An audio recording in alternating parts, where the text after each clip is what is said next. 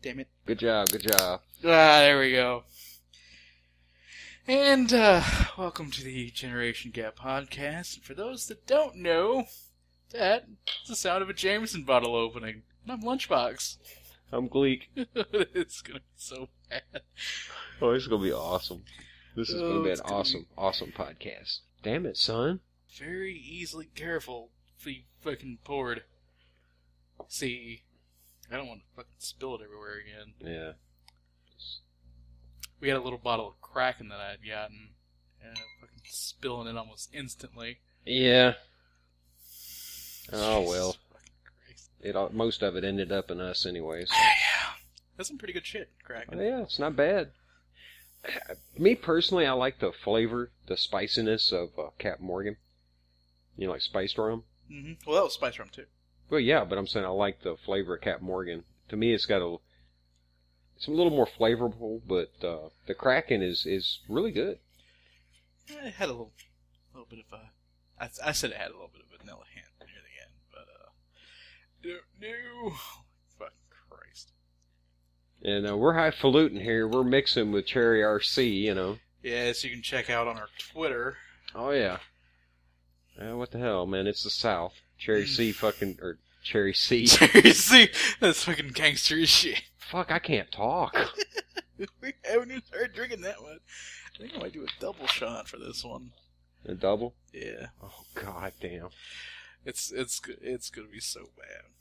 But, we didn't record last weekend. I was in Murray, and pretty much by the time, I got my shit together, it was probably 9 o'clock after I woke up from a nap when I drove home. Yeah. Yeah, fucking Hell, I didn't even know you was in fucking Kentucky, man. I knew your mom was headed for fucking Kentucky, but, I was wondering it was getting real, fucking time to pod, and I'm like, where the fuck is Lunchbox, Well, I always well, I had told you the weekend before. I don't remember it. Was we drinking? I don't think so. Fuck, I don't know. I don't think we were drinking that time, but I'm old. I got confused. I got confused. No, I don't think we were drinking that time, but this fucking. And how could you? You're overcomplicating pouring a shot. I am. God damn. It's horrible. How the hell you gonna fucking work on your alcoholism if you can't pour the damn drink? I don't even know. I guess I'll just do it straight from the bottle. Mm-mm-mm. But no, I'm not gonna let you do that. No. I am not carrying your ass out of here tonight. No. You will be sleeping in the fucking bathtub. Alright, that inconspicuous bottle of liquor that I brought over randomly that one day. Mm-hmm. Okay. Before I brought it over here, I had already drank. God damn, this shit smells good. Man, it's like Jameson. But I had already drank, I think, a 12-pack. Mm-hmm. And I was over at my house. And I think it was a weekend that everyone was gone. It was just me there. Mm-hmm. And I went ahead and I was on I think it was Omegle or Chat Roulette or one of those fucking things. God. Tried just to find random people to talk to. Fap Roulette's what yeah, she was on. Like you just fucking go through the cornucopia of dicks. Yeah, dick. Yeah. Hey, chick. Yeah. Oh, lady boy. Yeah. Dick. But I found this group of it was like Navy engineers. Okay. All naked. No. No. Well, they are Navy, Yeah. But they were all Navy engineers, and they were jealous as shit that I was able to drink. Mm-hmm. Okay, because they can't drink on base. Mm-hmm. And, or at least where they were. And so I pulled out where I had stashed this giant bottle of inconspicuous clear liquor. Mm-hmm. Okay. That shall remain nameless. That shall remain nameless, inconspicuous clear liquor. Mm-hmm. Showed it to them. They're like, "What is that?" And I gave said name of inconspicuous clear liquor. It is of the pine cone variety. It is very piney. It will make you pine, that's for fucking sure. Yeah. But I decided to open it and take the smallest sip of it straight from the bottle. Fucking mistake. Oh, yeah? Fucking mistake. Because instantly I was like... like the Gobi Desert had formed and been washed away in my mouth in the matter of milliseconds. Yeah, that's some shit.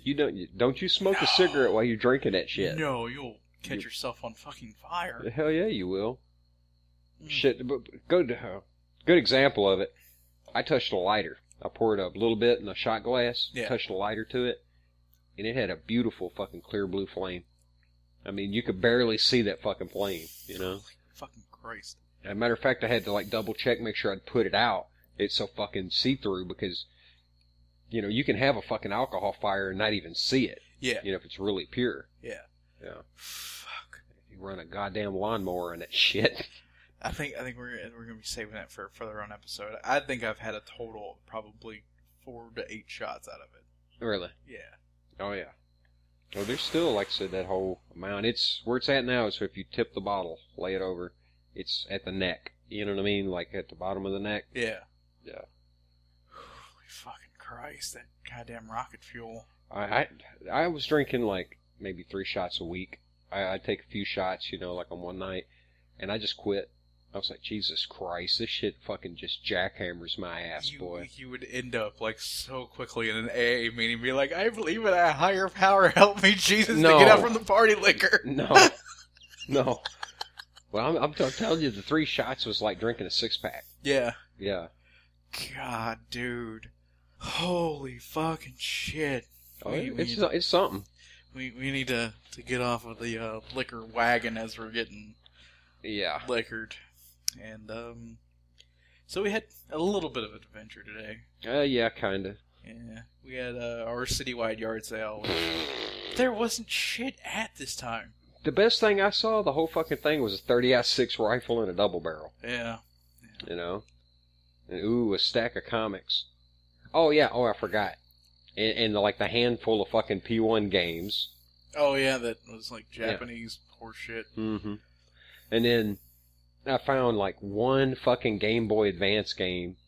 I don't give a shit if it was 50 cents. I'm not buying it. Yeah. It was that so Raven. No, sir. I don't give a fuck. I can't flip this shit. Yeah. But, normally I go around the citywide yard sale. Mm-hmm. Try to find fucking old video games. Mm-hmm. And there was shit out this time. No, there wasn't nothing. For NES. And I was planning on, because the one guy that comes up there every year and sells, like, old video games and CDs. Yeah, but he's a scalper too. He bought a whole bunch of them out from under me at time last year. Yeah. Yeah, and then turned around and had them for sale like within an hour. Yeah. Yeah. But I was going to try to get a Super Nintendo off him without having to pay $54 fucking for one. It's worth it. It is worth it. But if I can get a little bit of a deal, I'm going to try to. Oh yeah, hell yeah. Yeah. But I was going to buy a Super Nintendo, just to have a fucking Super Nintendo. Speaking of which, I want to play some Pilot Wings, man. Some old school Super Nintendo Pilot Wings, you know? I never owned a Super Nintendo. My brother's got one. Really? Yeah, he's got one stuck back. I think the only Super Nintendo game I played for longer than just, like, fucking trying it was Star Fox, actually. Star Fox? Yeah. Yeah, that's a good game. Yeah. We used to play that, F-Zero, the fucking Mario bullshit. Yeah. Oh, well, everyone fucking plays the Mario bullshit that comes out with every Nintendo console. Well, yeah, I mean, we played... Well, I'm not talking about Mario Kart. I'm thinking, what's that other fucking Mario game? Mario World? Yeah, I think that was it. Yeah. They also have, for Super Nintendo, the Lost Levels. Mm-hmm. Where it's the actual Mario 2. The Japanese were like, this will be too hard for me, king. Yeah. It's like, have you seen us, like, play fucking anything? Jesus. You poured a double in that glass, I'll almost sip on his shot. Have you actually just tried sipping on a shot of Jameson? Yeah. Yeah. Yeah. I told you I spent 3 days drunk out in Oregon that time. Yep. There at the coast. That's what we were doing, drinking that shit right there. It's good stuff, man. Oh, yeah. I like, if I have this straight, I like having it with ice. Mm-hmm. So, like, you get a little bit of that, too. So it's nice and cold. Yeah. But, shit. I just had a thought go through my head. It's from an old Star Trek. Mm-hmm. And Scotty, some fucking asshole's talking to the officers and shit, and he turns around to Scotty and he was like, perhaps we get a chance you could, we could sit down and have a drink of that fine Irish whiskey.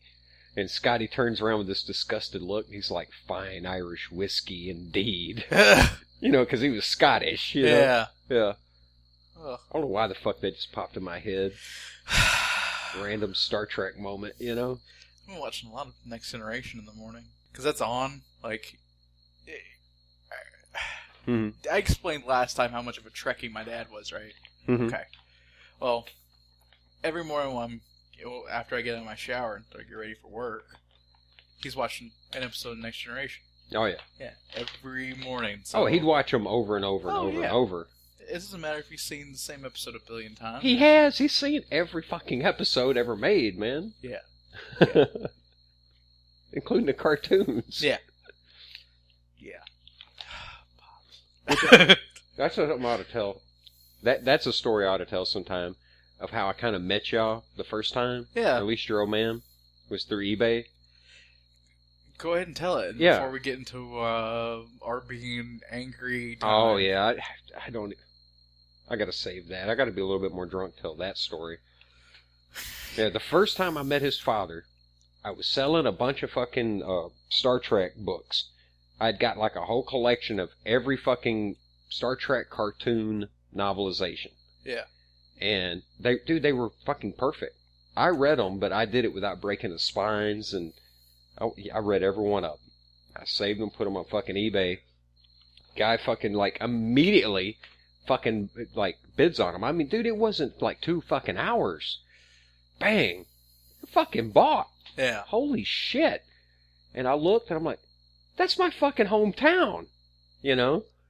And get an email. And he's like, hey, I noticed that you're in Sharon, If you don't mind, could we save a little shipping? You just deliver it. Yeah.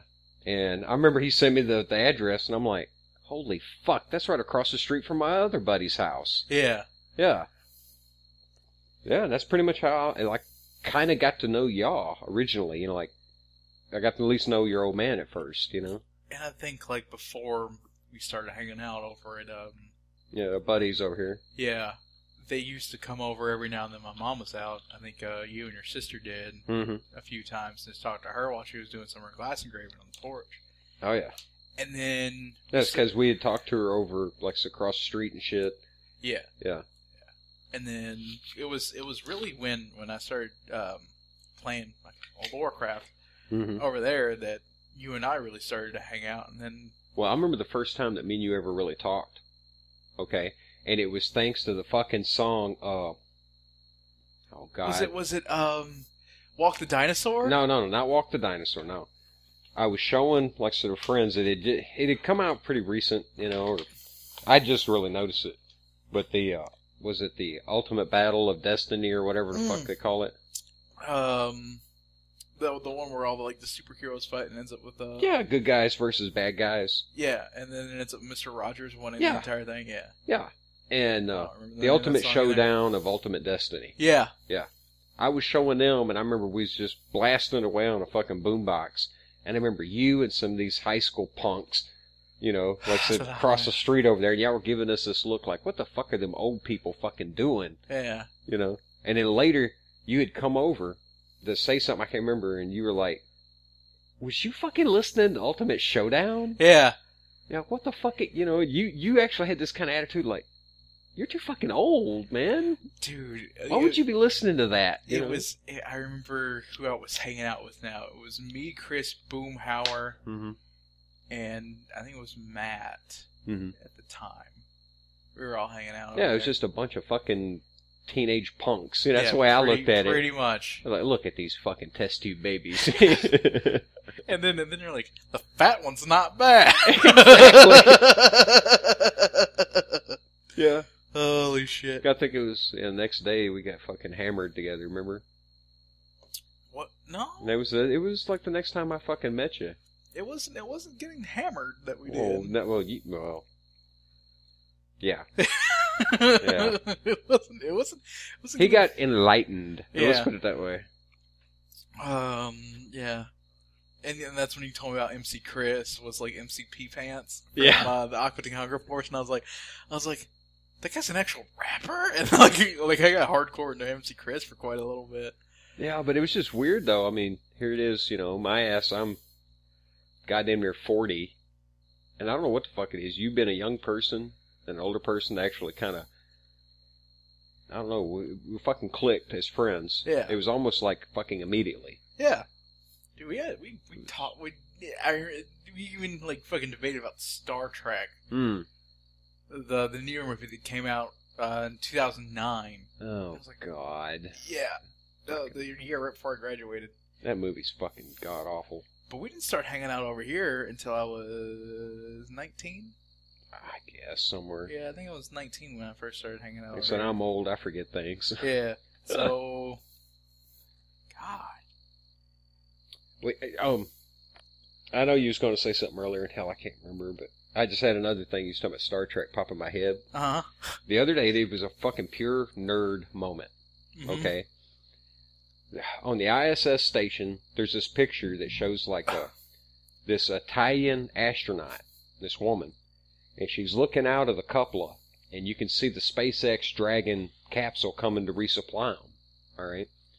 And it's coming in, and if you look at the jacket she's wearing, she is wearing a fucking Voyager jacket. All right? Fucking Star Trek is fuck, right? Yeah. And then I looked at it, and my first thought is like, holy fuck, that's Janeway's fucking jacket. Bitch, you ain't no fucking captain. I felt fucking, I don't know, dude. It was like I said that kind of to myself, and then a second later, it's like, you fucking dork. Yeah. You know what I mean? She's a goddamn astronaut, though. Yeah, but there's no insignias, there's no nothing. But she ain't no motherfucking captain. Shouldn't she been wearing, like, I can't remember if she's an engineer or science or what the fuck she's doing, but she should be wearing, like, engineering or science officer type uniform, you know? I always get my dad's science officer colored shit. Look, Yeah. Yeah. Well, it's because he likes fucking Spock, Yeah. you know? But yeah, that was what popped in my head. I'm like, bitch, you ain't no captain. But if you think about it, wouldn't it be kind of cool if they actually started issuing, for the ISS station, Star Trek shit? Yeah. Federation fucking uniform. Already?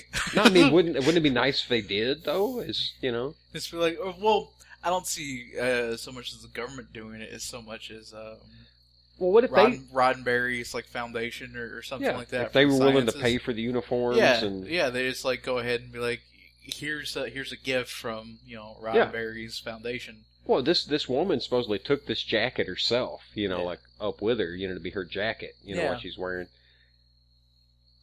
But name me an astronaut that's not in the Star Trek. Please. I bet there ain't one. Please name someone at NASA that's in the fucking Star Trek. Yeah, or maybe if he was an astronaut before Star Trek. Yeah. But I guarantee when Star Trek come out, they're like, yeah, I like Star Trek. Yeah, he was sitting there watching that shit. Yeah. Yeah. It's like trying to find someone at MIT building robots that isn't in a Gundam. I mean, come the fuck on. Yeah. Oh yeah. Holy shit. We can get into a fucking Gundam tangent right now too. Oh god. Or, I was never into it. Never. Oh, you didn't ever watch the original one, Mobile Suit Gundam. I was not into anime stuff. I remember. Well, we've already had the Erectocockies conversation. Yeah, but I mean, I remember like my buddies had fucking the great big fucking Voltrons, that broke apart to be assembled into the lions and shit. Yeah. I was not into that cartoon, that fucking toy. I don't know. The big giant robot thing just left me fucking cold. And Transformers, I quit giving a shit about Transformers in 1986. When that fucking cartoon movie come out, and fucking Optimus Prime died, and was it Rodimus took over and all that, just fuck this. Yeah. I felt like I'd got shit on, dude. I remember on Toonami, Gundam Wing being out before they showed the original Mobile Suit Gundam. And Gundam Wing was kind of fucking sappy shit, But it had like cool robot fights. So I was like, alright, cool, robot fights. And then fucking Mobile Suit Gundam comes out, and this is when I was really starting to around the age I was really starting to paying attention to the fucking story and shit. Mm-hmm. And I was like, holy fuck, this is hardcore. Mm-hmm. Like there is no reason why a kid, fucking 8 years old should be witnessing hardcore war and the struggle of humankind. And then I was like, boom, all this shit clicked in my head. Yeah, right. And then when I was a little kid, I shouldn't have been watching War of the Worlds, Sands of Iwo Jima, none of that, huh? Well, no, I watched fucking Tora around that same age, too, so... Baba Black Sheep and the fucking Desert Rats and fucking MASH and all that shit. Yeah. Oh, man, I love MASH growing up. But anyway, like I got into hardcore watching that because not only was it, cool robot fights and actual fucking... They take the time to tactical shit on the battlefield and explain it, but it's also, a little bit of a human drama where it's like these people are going through a war and teenagers are being made to fight in it because this is the only kid that knows how to pilot this thing. Yeah. Which is what would happen if we had some kind of technology and for some reason there was only like a handful of fucking people that could really use it. Mm-hmm. I don't give a shit if they're fucking 8. I guarantee you Uncle Sam would come and say, get in the fucking boat. You know what I mean? Mm-hmm. Like, what was that movie about the kids that... Yeah, Ender's Game. Ender's Game. Yeah, they made that movie, which sucked compared to the book, man. The book is fucking awesome. The first one. The rest of them are shit. Complete shit. And I don't give a damn if you're listening to this and you think the rest of them are cool. Kiss my ass. Those books suck. The first Ender's Game is awesome. The rest are shit. Speaker for the dead. Fuck you. The other awesome idea that I thought from Gundam was they had colony ships that were done in these giant cylinders. Mm-hmm. Okay, yeah, we could have gravity and shit by spinning them. Yeah, and then their light source was the main core engine thing. I think of it in the middle, and so you have like this entire rotating city. You look up and you can see more neighborhood. Okay. But it was like, could you see like the reactor or something? Like a sun or... I think so. They didn't really get too technical in it, at least in the English version. I don't watch dubbed anime because I hate fucking reading when I'm trying to watch a TV show. And, that dude... Well, yeah, but if you watch Kung Fu movies, you'll read the dub, right? Yeah. Yeah, of course. God damn. Yeah, but I'm trying to, like, fucking, What's the difference? How intoxicated I am. Okay, good point. Yeah. Good point. Yeah, I mean, sometimes I just want to sit back and mindlessly watch something. Because you're too drunk to read. Too drunk to read or too fucking tired to read. Yeah. That, or I do it for nostalgic purposes. Mm-hmm. Like, why I'm going through and watching Dragon Ball Z again. But, oh, God. Go ahead. No, I'm not. I fucking loathe Dragon Ball. It's... Yeah. I just don't like it. I'm not getting into it. I don't like it. No, but I do have Xenoverse, and as a fighting game wise, it's pretty fun. It just is a straight fighting game. If you're into it, good. Cool for you, man. You have my fucking part of it. Speaking of straight fighting games, I got fucking Punch-Out today. Yeah, hell yeah, you did. Got fucking Punch-Out today. That was the quickest fucking purchase I've ever seen in my life. I have Punch-Out. It's fucking mine. Yeah, we went to the local game shop over here in Martin. Gamer's Turf. Oh yeah, which it's a good place, independent store. Yeah. The guy running it, he knows his games, Mm-hmm. And it was just so funny. You mentioned having Punch-Out, and he went over like looking at the games for a second. You're talking about the games you wanted, like Mega Man 2 and some others. Mega Man. I think the 3 that are left now are Mega Man 2, Ninja Gaiden, Galaxia. That's it. Yeah. I mean, Mega Man 2 and Ninja Gaiden are both $30 games. Oh, yeah. And then Galaxia is anywhere between 9 and 13. Which I fucking had them and never should have sold them. Yeah, I had fucking idiot. The first 3 Ninja Gaiden games. Yeah, I had the first one. Which I could have fucking now sold for $100, all 3 of them together. Yeah. But how quick that was, he was like, you mentioned that, and he was looking through the games, and he was like, a guy asked about that the other day, and I know I've got a copy. I know I do. And I remember he's like, here it is. And he picked it up. It was behind some other shit. Yeah. And how fast you run over there and just snatched it out of his hand. I saw that it had Mike Tyson on the cover. Yeah. And I was like, this is fucking gone. Exactly. It wasn't that fucking scrub-ass Sandman or whatever they fucking call him. Mr. Dream or whatever the fuck that was. Even though Punch-Out was one of the games I was never good at when I was growing up. I can play, even today, I can play me some fucking Punch-Out. Yeah, that's one of the games that I want to take the time like I did with Tetris and get good at. Yeah. I'll admit, I can't beat Tyson. I have never been able to fucking beat Tyson. Have you seen people that have, though? Oh, yeah. Fucking Danny beat Tyson. Oh, yeah. I've seen it online, people doing it. Yeah. And there was a kid in school when I went, he used to brag that he could beat Tyson. You're like, oh, bullshit. Exactly. Watch him. Yeah, nobody believed him, and then there was some kid that actually went over, to his house one time after school and come back and said, yeah, dude, he really can. Fuck. But even then, even as kids were arguing, like, that's hearsay. But I bet you right now, dude. That would never hold up in a court of law. Even today, my old ass, I bet you I could sit down, and if you just let me get you a little used to it, play it a time or two for a second, I bet I could get all the way to fucking Tyson. Would you rather use the rectangular controller or the NES Advantage? NES Advantage. Yeah. Just because it makes punching easier. Yeah, the auto-fire bullshit. But because, yeah, dude, when you're playing with just regular controller, god damn, your hand just starts wearing out. Dude, I got that fucking controller just to play Galaxia and Tetris. Yeah. Just to play those fucking two games. I only have one of them. I'm like, I hate fucking Galaxia. Oh, yeah, I love that fucking game. The Galaxian. Yeah. Yeah. God. Well, I was happy today. I picked up them Atari games, the Missile Command and fucking Video Pinball. I'm willing to put money down on it. This is my opinion. When it comes to Atari 2600, the best, most fun game that you like. When it comes to being able to just play it. Combat.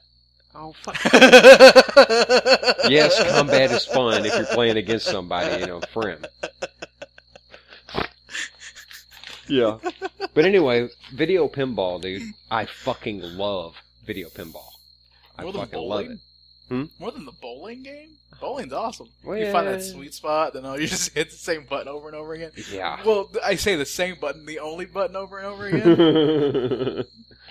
Which, I have to admit, I was almost shocked when you got the fucking controller switched around. Yeah. I was like, really, dude? Well, I was trying to figure out, what was the best way for me personally. Yeah, but I had to point out to you how the later controllers have the word top. Yeah, I saw where it said top on it.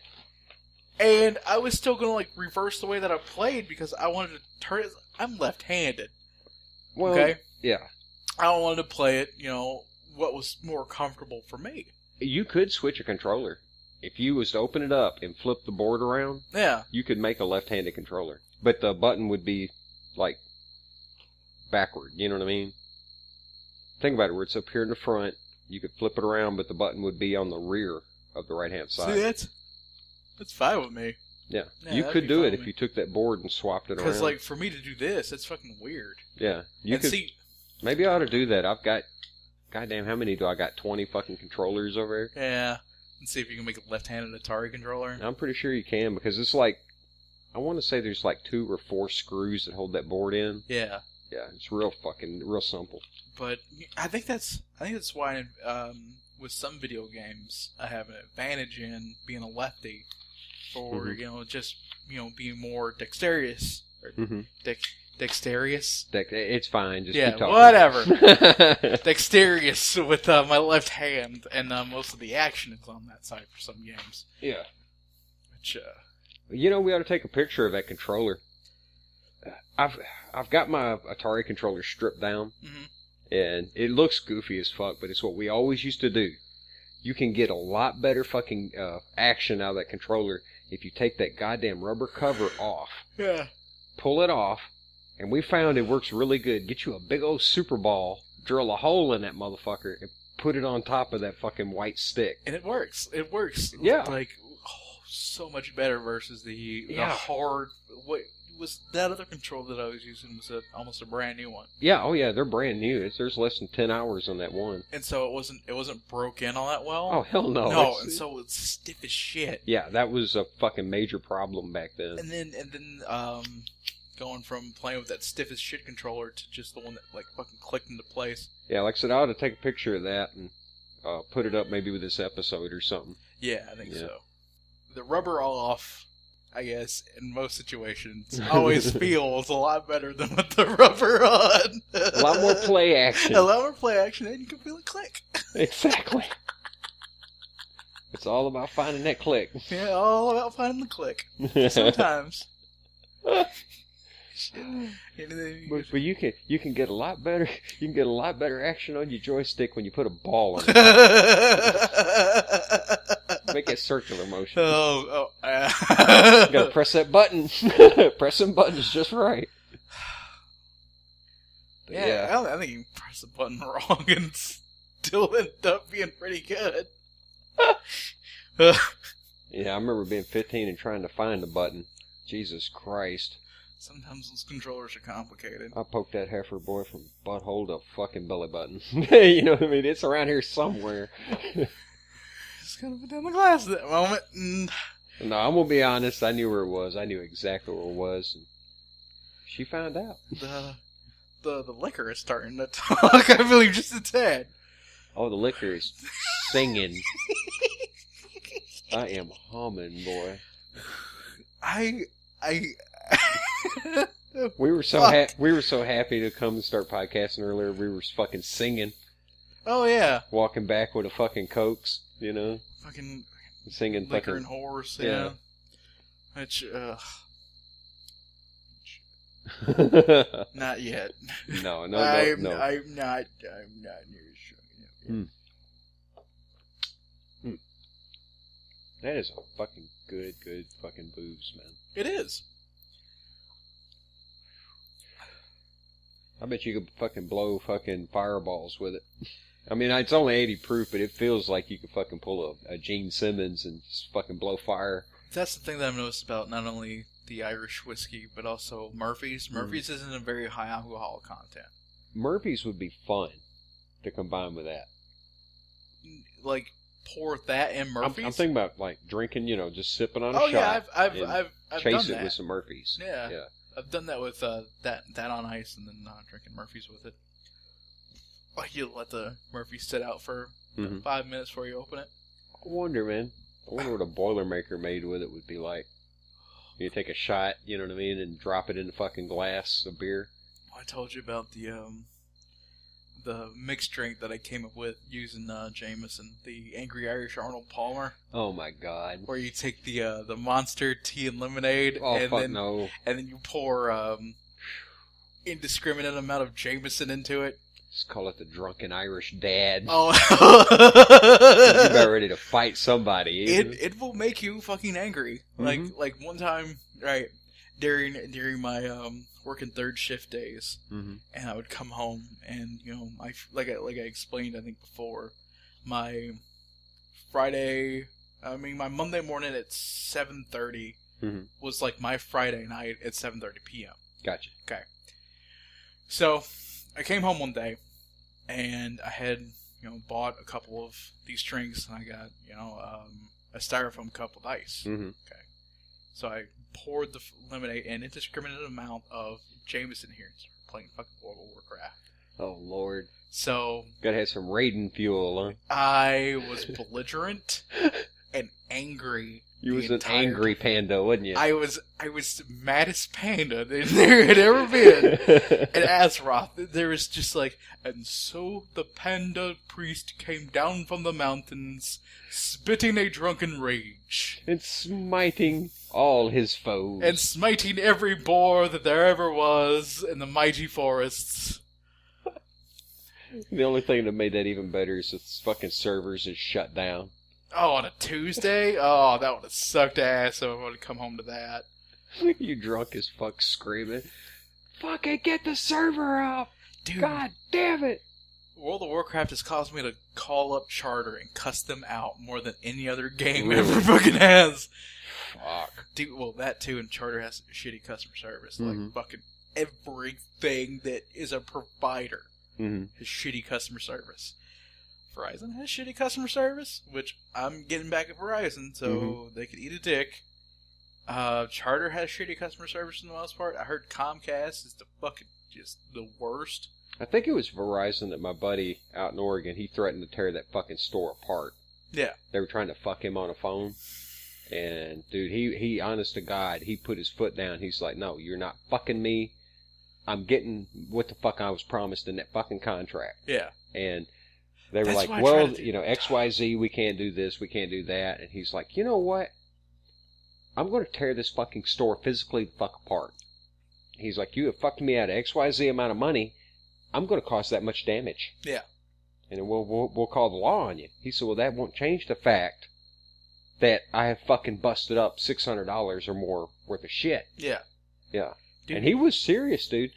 But he finally got their fucking attention. Like, this guy is not fucking playing. He is a hair's breadth from fucking snapping in this fucking store. I had worked to get that phone that I have now, the S3. Mm-hmm. I had worked my ass off. This is back when I worked at that warehouse 12 hours a day. Yeah. You know, 5-6 days a week. Mm-hmm. And saved up the money. Mm-hmm. And I was going to buy me a new phone. Mm-hmm. Brand new, never had a new phone that wasn't factory refurbished. I wanted a brand new phone. Yeah. You wanted to be somebody. Well, I just wanted something that fucking worked longer than 2 or 3 months. Yeah, like, but you know what I'm decently. saying. You that's what a lot of people seem to be. Oh, I've Yeah. got an iPhone. I've got the new Galaxy. I got the I newest. am somebody, you know. No, I just wanted something that worked longer than fucking 2 or 3 months. That worked decently and without me fucking cussing it the rest of the goddamn time. Yeah. But, I had my mom go up there and go ahead and check in with them to make sure that I can keep my unlimited data. Mm-hmm. And she called me when I was on the way home, like, on the way there from work. Mm-hmm. I was tired as fuck. It was a Thursday. I still had to work another goddamn day. Yeah. And I hadn't had any time off. I was pissed. Okay, hearing this. Yeah. So I go in the store, and I tell this lady, and I walk up to the counter, and I was like, I would like to upgrade my phone to this. I like to do it today. Mm-hmm. I like to do it now. And I would like to keep my unlimited internet. Well, sir, I just explained to your mother that we couldn't do that. And I was like, look, bitch. We are beyond playing games here. I do not work a cushy fucking job where I can sit down all day and be shitty at customer service. I work for a I living. work a real goddamn job. Yeah. Not sitting in this fucking air conditioning all day. I'm freezing my ass off all the time. You will do what I want as the fucking customer. Mm-hmm. Don't talk to my employee like that, said the other employee from the room. Fuck you. Fuck this cunt. I'm done. My mom started apologizing, and I was like, no, don't apologize to these fucking maggot pieces of shit. You sound just like my friend Squirrel. Yeah. Yeah, he fucking went off. I was like, same way. Don't apologize to these maggot pieces of shit that get overpaid for telling people no all day. Yeah, exactly. That was his thing, and it was something that I taught him. Yeah. And my father taught me, and it's fucking true, dude. It is absolutely true. Never, ever, ever take a no from somebody that can't give you a yes. Yeah. I mean, it's just, you go up the fucking pole. You just keep climbing the fucking pole till you find somebody that has the ability to say yes to you. That's the person you fucking talk to. So, instead, okay, of getting my phone there, I'm outside of this place. I'm so mad that I'm damn near in tears. Yeah. I'm hyperventilating. That's how fucking mad I am. You think about grabbing a piece of the fucking concrete up off the and ground. throwing it through the fucking window and just fucking smashing up their entire store. Yeah. So, that Saturday, I go to Union City. Mm-hmm. We talk to this woman that's in there. She goes, all you gotta do is add on an extra line, and you can buy that phone outright. Yeah. For that line at the new cost for even cheaper than it would be to upgrade. What these people should have fucking known. What they should have fucking done for me in the first place on Thursday instead of waiting 2 more goddamn days to do it on Saturday. Yeah. So, instead of me paying $700 for a new goddamn phone that wasn't as good as the one that I got there, I was able to get the top model with the highest gigs Mm-hmm. in the color that I wanted, Mm-hmm. brand new, not a factory refurb, Mm-hmm. for fucking $400 less, Wow. just because someone was willing to fucking work with me. And not only that, you were willing to stand up for your fucking consumer rights. Yeah. As a consumer, you're saying, I'm getting fucked and I'm not going to tolerate this shit. Yeah. And now, since I know that shit, Mm-hmm. and I know exactly, I wouldn't mind the woman over there that's still working over there at that Verison store in Union City, Mm-hmm. giving her a $750 commission off of me going in there and buying a new phone. Yeah. Like that's, you helped me out that fucking much in a time that I was so fucking frustrated. Yeah. I want to see you do good. Well, like I said, like I told you about my friend Fuck. Squirrel. He was threatening to fucking pull this motherfucker over the counter and just stomp his ass, dude. I don't know. And he told him it bitch. God it- damn. Here, dude, you want to measure it? Nope. Oh my God, son! That's good. Boy, the podcast about to get real damn interesting. It's on like fucking Donkey Kong. God damn. What is it? 3 seconds? I wish we had of a liquor? Huh? What is it, like 3? Oh, hand me my phone over there. It's on the other side of the TV. All right. Just unplug it. If I can get over here to it without knocking this motherfucker in the floor. Ping, ping, ping, ping, ping, ping, ping, ping, ping. All the glass Unplug bottles? it. Yeah. All right. Yeah. I'll go ahead and take a picture of this while... Oh Right, God. your buddy Squirrel? Yeah, he was threatening to whoop that dude's ass, man, and it was so funny. He told him flat. He said, "Dude, I swear to God, I'm gonna lay a fucking Tennessee country boy ass whooping on you." Dude. I mean, since he's been living there, he still has his accent, but he's kind of mellowed a little, you know. But when he gets pissed, the fucking country comes right out of him, you know. I mean, dude, he fucking just went hick as shit.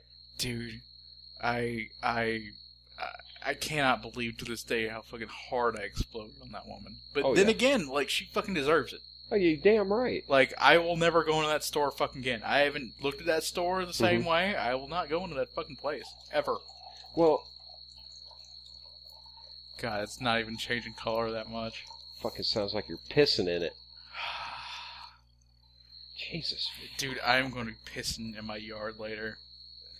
All I did... I'm not dragging you out this motherfucker, dude. I'm telling you, you get fucking sloppy, your ass going in the bathtub, and you're just going to sit there all fucking night.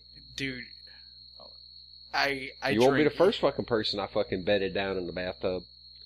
You're talking to someone that drank 8 Jack and Cokes pretty much on an empty stomach after drinking all day. Well, 8 Jack and Cokes, 4 Miller High Lifes. Yeah, I know. You're like fucking Barney from goddamn Simpsons, man. Can fucking handle it. Shit, when I was your age, I could have fucking hung with you. Oh, God. That shit'll end. Trust me, there'll be a time. Yeah, for me, it was that time I rolled over and grabbed that hot bottle of fucking Grape Mad Dog first thing in the morning. Yeah. That's when I told myself, I was like, dude, you might have a fucking problem. But, going back to shitty customer service things. It's all shitty customer service. It's all shitty customer service. Have you ever actually, honest to God, ever had a genuine, good customer service fucking... ever happened to you? And I mean, that woman helped you, right? Yeah. But it was after bad customer service. Yeah. So it was like kind of like she was making it up. Yeah. But yet again, she was like, you guys aren't the first people to come in here to complain about Mark. Exactly, but that's what I'm saying. Every time you've ever had a problem, every time you've had to return something, every time something, you have to contact a fucking corporation, you feel like you're bending over, dropping your fucking pants, and just saying, peg it. Peg the fuck out of me. Yet again, that goes back to harping on fucking local people. Mm-hmm. That's why I'd much rather deal with local owned shop. Climb the fucking totem pole till you get to the fucking head at the top. Yeah. And talk to him. That's local shops, dude. Like of course, Gamers Turf, and then Mr. G's Comics over there in Murray. Mm-hmm. Fucking Mr. G's in there, chilling out, being a cool guy, listens to Wu-Tang Clan every now and then. Oh, yeah. He's the one that told me about the Wu-Tang album that's in the fucking case. Yeah. That they're taking around the museums and shit and gonna be sold yeah. for like $10 million already. Yeah. But, which you gotta get that fucking Wu-Tang controller. Oh, yeah, I do. I'd like to have that controller. But I want one that's universal. I'd love to be able to hook it to other shit like Nintendo's or something, you know? I don't know if I'd ever want to take it out of the package. Fuck that. It's coming out the package. Dude, it's like having a fucking classic car and you never take it out the garage. What the fuck is the point of having something if you don't use it? This Atari that I've got, well, one of several. Yeah. It really is in such good shape that I really should box it away. I really should put it back and never fucking use it. But fuck that. What's the point of having it if I ain't slapping the fucking games to it and playing that bitch? See, that's different. It's the same thing to me. It's like a Trailer Queen hot rod car that you never drive. I don't believe in Trailer Queens. Mm-hmm. Okay? I don't believe in... Well, let me put that back. If you have a mint Nintendo complete in box, never fucking open it. Well, yes and no. Like, alright. Here's the thing. Before I paid collector's prices, okay, that fucking box is coming open. It's coming open, and I'm checking the fucking game to see if it works. I don't trust it. Just because it's in the box and it's sealed up. If it's it might factory sealed? When I was a kid, my daddy bought that fucking Atari. Yeah. Brand new, straight out of the box. Didn't fucking work. Because there's, with consumer electronics, there's at least a 10% failure rate. That's my fucking point. Yeah. But if you have something, no matter if it's 10% failure rate or not, mm-hmm. if you have something mint, factory sealed, in box, that's that fucking old, mm-hmm. don't fucking open it. I want to know if it works. It doesn't matter if it works. It does to me. It does Why? to me. It doesn't matter if it, at that point, it doesn't matter if it works or not. Just the fact that it is. How do you know it's even in there? It could be full of bricks, and you don't know. You have to at least open the corner up, run an endoscope in that motherfucker to see is it actually in the fucking box. For Christ's sake. I'm serious. Well, yeah, if you pay that kind of money, like, yeah, that's like that dude that bought the $14,000 fucking orange crate Schwinn. Yeah, that it was a 72 model orange crate Schwinn. And he paid $14,000 for it. That box, the other collectors, bicycle collectors were like, okay, cool, I understand it. They opened the fucking box just enough that they could get, like, their eyeball down in it, shine a light, to actually see, is there really a fucking bicycle in this fucking box? Yeah. Yeah. That's okay. acceptable to open a fucking box, at least a little, to look in. The only thing, I guess, right now, that I've seen that I would just leave the fuck alone, mm-hmm. leave it in the box, is a graded Slave 1, still in box, rated, comic graded 9.8. Dude, I don't know. I would probably be the guy to say, fuck it. Dude, it is in a plastic screwed shell. 40-year-old or not. Never. 40-year-old or not, Dude, I'd put that motherfucker together. And I'm sorry, Slave 1 is getting driven around the backyard with me going, 40-year-old, I don't give a shit. I'm going to play with it at least once. Fucking no, I will take the box around, still in the plastic shell, and, like, hold it up for a minute and be like, whoosh, motherfucker, you're $1,200, and put you in the fucking safe. Yeah, but I'd never be the guy to buy that. I would never willingly go out and, like, aim for that. I'd be like, I want one that I can physically put my hands on out of the package. I mean, that's me. Yeah. Like, when I bought all the Dreadnoughts. Yeah. Which, good segue into what I'd like to talk about here in a bit. But when I got all the Dreadnoughts that time, I could have bought shit that was on card. I could have bought a Thunder Machine that's still in the box. Yeah. And technically, as a collectible, that would have been worth more. Fuck that. I wanted, and you seen what I did. You wanted nostalgic factor. Yeah, but you missed, you didn't get to see it. Where I set them all on the floor, and my ass got in the floor, and went, pew, pew, pew, pew, boom, boom, boom, boom. You know what I mean? And I drove my Thunder Machine around the floor for a little bit. Yeah. Yeah, I guess I'm a big fucking retard. I don't give a fuck. I had collected the whole set, and I always swore I'd get the whole set, and I'm going to fucking play with them. But yet, that was like a nostalgic thing that you want to do since you were a kid. Oh yeah, I had it took me what, a year and a half to get all that shit. Yeah. Yeah, because I had them all in mint condition, all the accessories, everything. Yeah.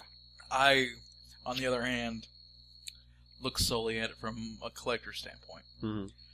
For certain items, mm-hmm. like that Heisenberg I bought. I bought a Heisenberg action figure. Mm-hmm. I was in Murray.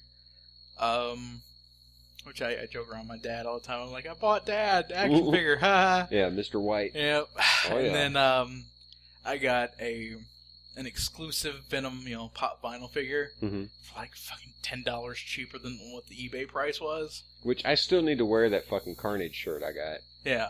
Which is a cool shirt. It's a neat shirt. I'm just not into Carnage. But I bought those two things, and I got something else. I can't remember what it was right now. Mm-hmm. Anyway, I got those two things, and even though like the Walter White action figure is cool and it's collectible and shit, I still may take it out of the package. Mm-hmm. But I have like a CM Punk action figure that has like an exclusive, the T-shirt mm-hmm. that was like an exclusive for this certain store, and my parents got it for me for Christmas. That's probably never going to come off the card. Yeah. Like, I know this is mass produced, mm-hmm. but to me that's kind of special. Oh yeah. Where being on the complete opposite spectrum of that, still being from the collector standpoint, mm-hmm. the 3 Jeeps that I got from the flea market. Oh yeah. Where it was the 80s models Hot Wheels that still had the rubber tires. Ooh. Yeah, oh yeah. And the guy was like 35, and I was like 20 all 3. I'm not going. Yeah. He was like 25, and I was like, nope, one bill, 20. I was like, fine, take him. Yeah. Yeah, you fucking bastard. Give me the money, get the hell out of here. Well, I figured out that now collectively all 3 are worth like $60. Mm-hmm. Mm-hmm. So, 1/3 of the price. Well, here's the thing though. I want use out of stuff. Yeah. And it's like we were talking about earlier, we've seen that fucking beautiful fucking, that El Camino. Mm-hmm. That silver El Camino, that 60s model that guy had up here in town. A lot of the cars you see like that, yeah, people kind of keep them up. But the ones that really love their car, they drive that bitch. There's another dude here in town, he's got I want to say a 56 Chevrolet. Yeah. And he said that since he was a teenager, he drives the fuck out of that car. Yeah. Every chance he gets, you'll see him, that car, tooling around town and shit, But, Because what's the point of having something if you don't get to enjoy it? I don't want something to fucking look at. I don't know. With certain things, I can understand, mm-hmm. getting your fun album, like my NES. Mm-hmm. I can find out all the time. Mm-hmm. But with action figures and shit, mm-hmm. or stuff that I just want to collect and kind of put away, mm-hmm. that's totally different. Well, it's everything. It's like this old bicycle. I got a 72 Eliminator, Murray Eliminator here. Yeah. Eventually, I am going to finish, tweaking some stuff. I've already ridden the bitch. As soon as I got the damn thing, it's worth money. It's in good, damn near mint shape. Yeah. First fucking day I got it, I was like, fuck you, I'm cruising around town in this bitch. It's my childhood fucking bike I had when I was a kid, got run over and shit. I'm riding this motherfucker. I don't give a damn if I ruin the fucking value. I don't care. Yeah.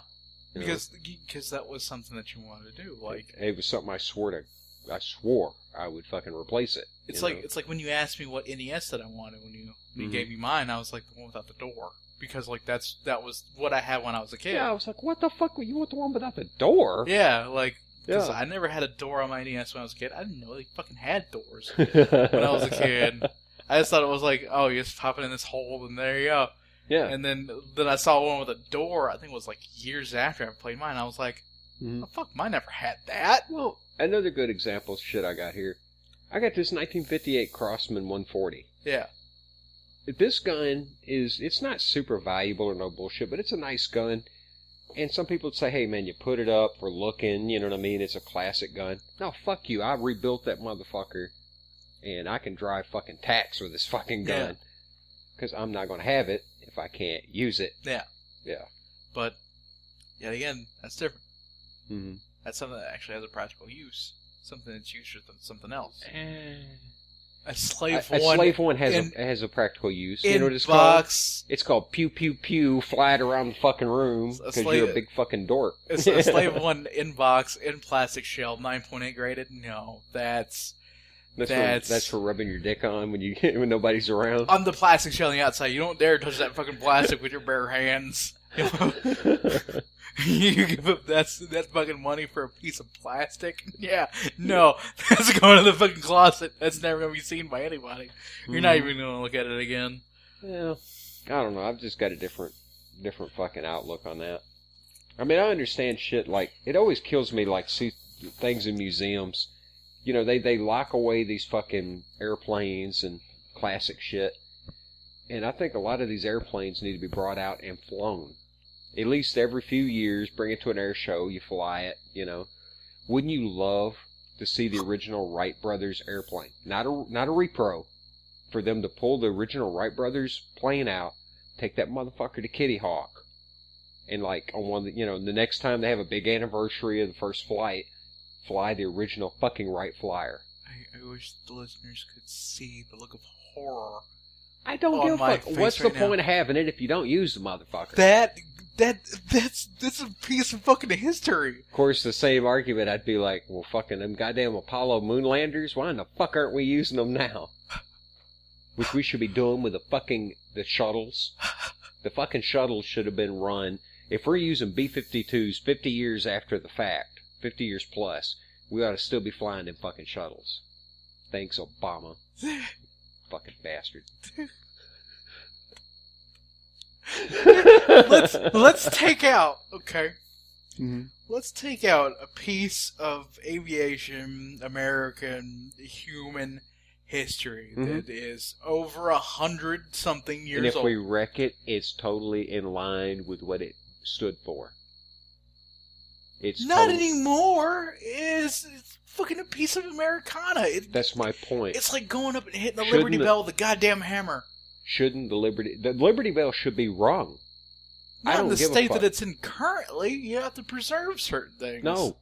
Should you take the Constitution out of the fucking plastic shell and just be like, you're oxidizing the air? No, but it should be like it is now. Brought to the public where you can read it and actually see what the fuck's on it. Yeah. The Liberty Bell, I believe, should be fucking rung.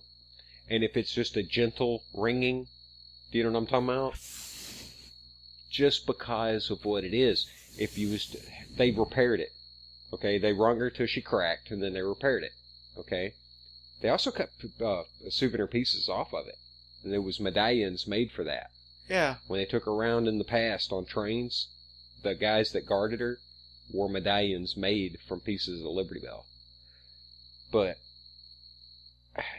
if we was to bust her, let's say that they rung her, you know what I'm talking about again, on a 4th of July, or let's say we had a big fucking war, and we won this big fucking war, okay? And we rung that fucking Liberty Bell to celebrate, and we cracked that motherfucker straight in two. I'd have no problem recasting it. You know what I'm talking about? Completely rebuilding it and repairing it again. Because I think that some bit should be used. I don't think. Let's put it this way, Dave. I understand the preservation of history. Yeah. Alright? But if you don't... History has to live for it to actually mean something. And that's why it's being preserved, so it will continue to live. Living... There's a difference between living and living. Okay. The same idea, some poor fucking schmuck who's locked away in a fucking nursing home. Oh, he's alive, but is he living? No, but he wants, that is the way that he can stay alive. You see my point though. Would it be better for him to sit for another 100 years and live this fucking shitty existence? Or would it be better for him to go out and well, live that's his 2 choice. days? No, they lock your ass up. Dude, fucking people in nursing homes, there's a reason they used to be called inmates. Yeah. But, let me, okay. Yeah. Would you rather if you was old as fuck, let's say you're 100-year-old, would you rather live for another 10, 20 years in a nursing type environment, all fucked up, all just miserable tapioca and fucking pureed green beans rest of your fucking life. I like tapioca. I know you do. You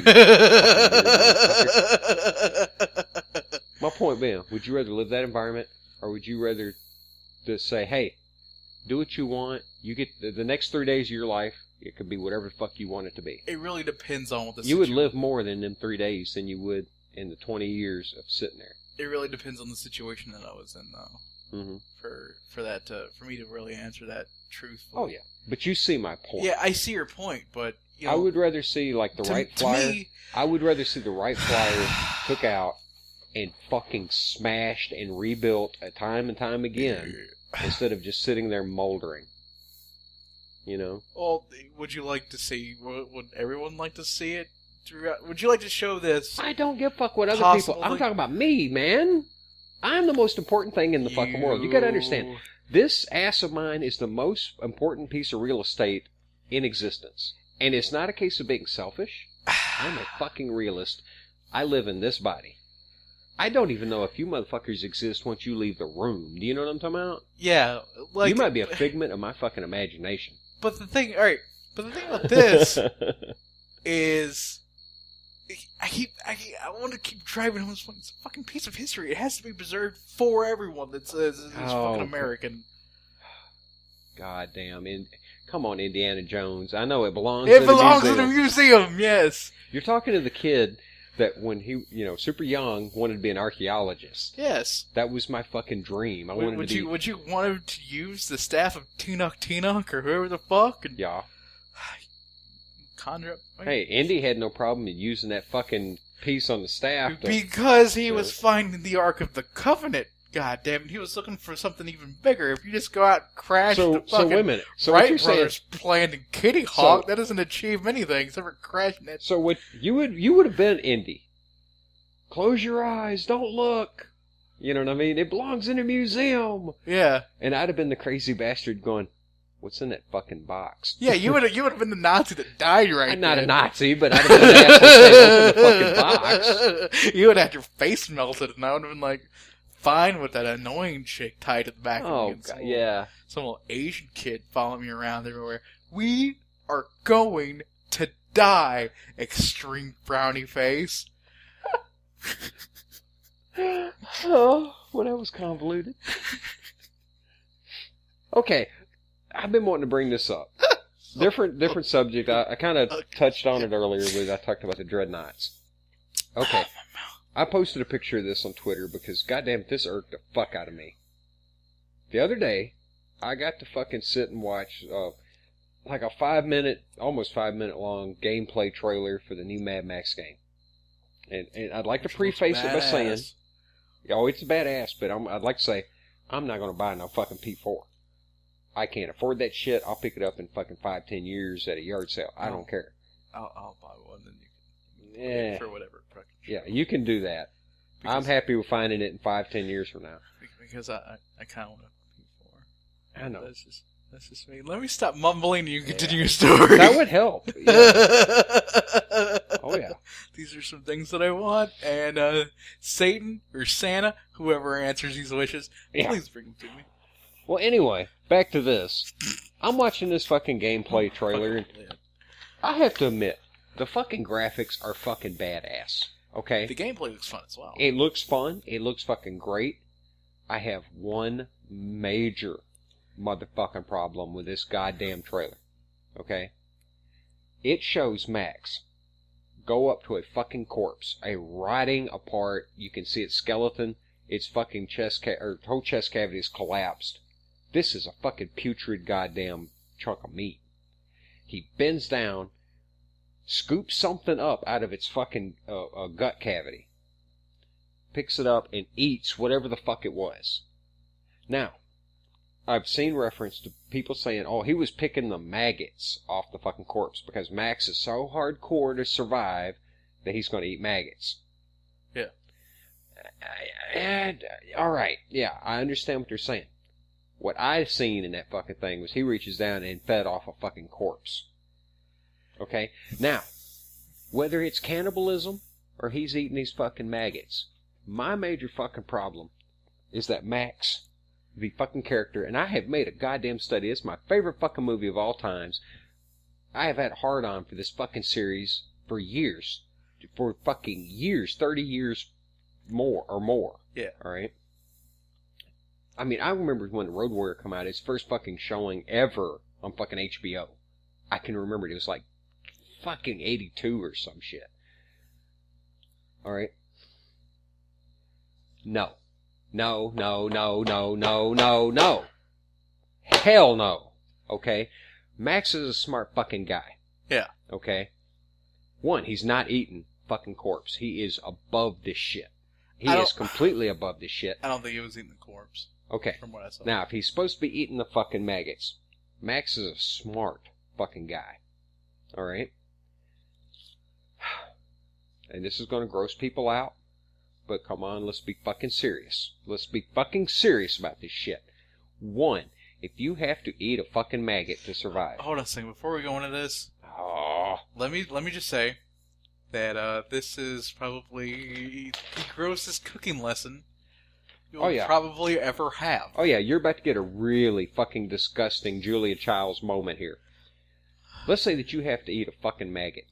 One, you would be a fucking retard to eat it off a fucking corpse. Yeah. Okay? A complete fucking retard. Now, you get the fucking maggot. Alright? Put that son of a bitch somewhere to the side. You've got to let it expel whatever the fuck is in its system out. Because otherwise, dude, you're eating half-digested fucking whatever the hell. Yeah. Alright? You've got to let it poop whatever the fuck out. Alright? Pick them all up, move them to another fucking location, do it 2 or 3 times, you know, so there's no more shit left in them, on them. Then you gotta wash the hell out of them, okay? And then you gotta cook them. You gotta cook them so fucking through, it is ridiculous, alright? Like, we're talking damn near deep frying these motherfuckers, or boiling them until they're fucking gruel, alright? For hours, you know, damn near. Ugh. Now, ultimately, yeah, a person would eat whatever the fuck they have to. I understand this.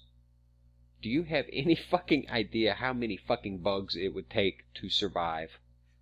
You could not catch enough fucking bugs. You couldn't do it. These fucking hippie dumb fucks that say, hey, you can eat crickets, you can eat ants. Fuck you. I did the math one time. Mm-hmm. For you to survive one fucking day eating crickets, you have to eat over 1,400 of them motherfuckers. That's to get calories for one fucking day. For straight up 2,000 calories. Yeah. Oh my god. Yeah. Plus you have to worry about all that to digest and yeah. The fucking. You have to eat the entire fucking animal, including whatever's in its fucking gut. Yeah. This is stupid. Yeah. That is just fucking stupid. I'm sorry, you don't eat shit gut. I don't give a fuck how small it is. You don't eat that. That's why you devein shrimp. Yeah. And lobster. They're both fucking bugs. Yeah. You devein them. Yeah.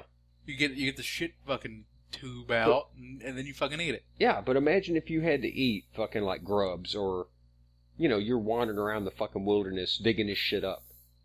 It would take so fucking much. You're going to spend more energy getting this shit. I would eat bird. I would too. I would just eat bird. I'd be the one to catch the fucking bugs, use them to try to catch a fish, use the fish to catch something bigger. No, if I can catch a fish. I'd be like fucking Renfield and goddamn Dracula trying to work his way up to a fucking person. Yeah. You remember the fly to the spider to, I can't remember something. Then he gets a bird and uses the bird to catch a kid, use the kid to catch a woman. That was his fucking thinking. Yeah.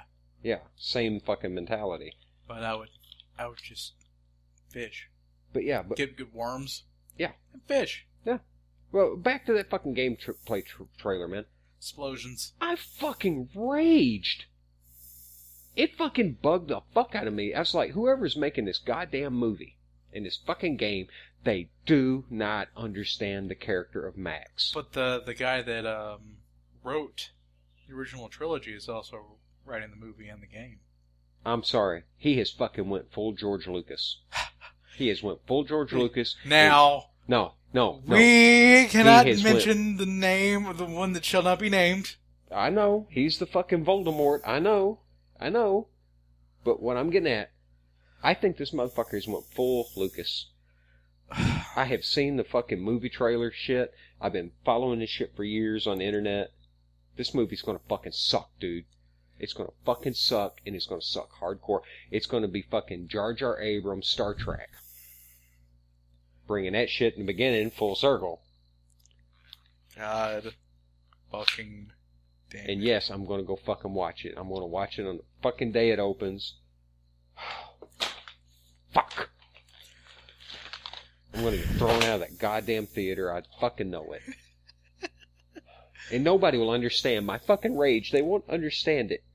The little boy that's still in me, you know what I'm talking about? We'll get some popcorn, we'll get some Coca-Colas and some Mike and Ike's. Mm-hmm. And, which, speaking of Mike and Ike's, I found some in my van today when I was eating on my drive. Oh yeah, they're fucking awesome. Yeah. They're awesome. Some Mike and Ike's and some popcorn, and I'll be sitting there and just be like, and some milk duds. Gotta have some fucking milk duds. Yeah, they get to stick your teeth together. Damn right. Damn right. But I'll just be like, hey, we're gonna watch. This is the first time I've seen a movie in fucking years in theater. Yeah. Fucking eat my popcorn while you're just sitting over there about to have a fucking stroke. Oh my god. From rage. It just pisses me off. I don't want to. I'm fucking sick of fucking reboots. They could have made an awesome fucking movie. They could have made an awesome fucking movie with Max as an old man. Yeah. Like sheriff of a survivor community, or, you know what I mean? Yeah. He's established, he's got a family again. Something happens to, he's going to possibly lose his family again. Like almost like Walking Tall. Yeah, you know. You can do kind of like the Wasteland version of that with Mad Max. Yeah. You know, almost like The Walking Dead in a way. And you remember the sheriff and his fucking attachment to... his attachment to Carl. He doesn't want to lose that part of his family. But no, we've got to reboot this because the fucking modern goddamn people that go to the fucking theaters are too goddamn stupid to watch the old fucking movies and understand the fucking mentality, the thinking of the time, and translate it to modern fucking day. Yeah. They just want to see explosions. Exactly. It's all fucking explosions. Which brings me back to another thing. Too many fucking explosions in this goddamn movie. Explosions. And it's fucking Hollywood. I mean, it's the shit that made Thunderdome fucking suffer. And... you know, the fucking Hollywood. Yeah, and was the exact opposite reason of why I like There Will Be Blood so much.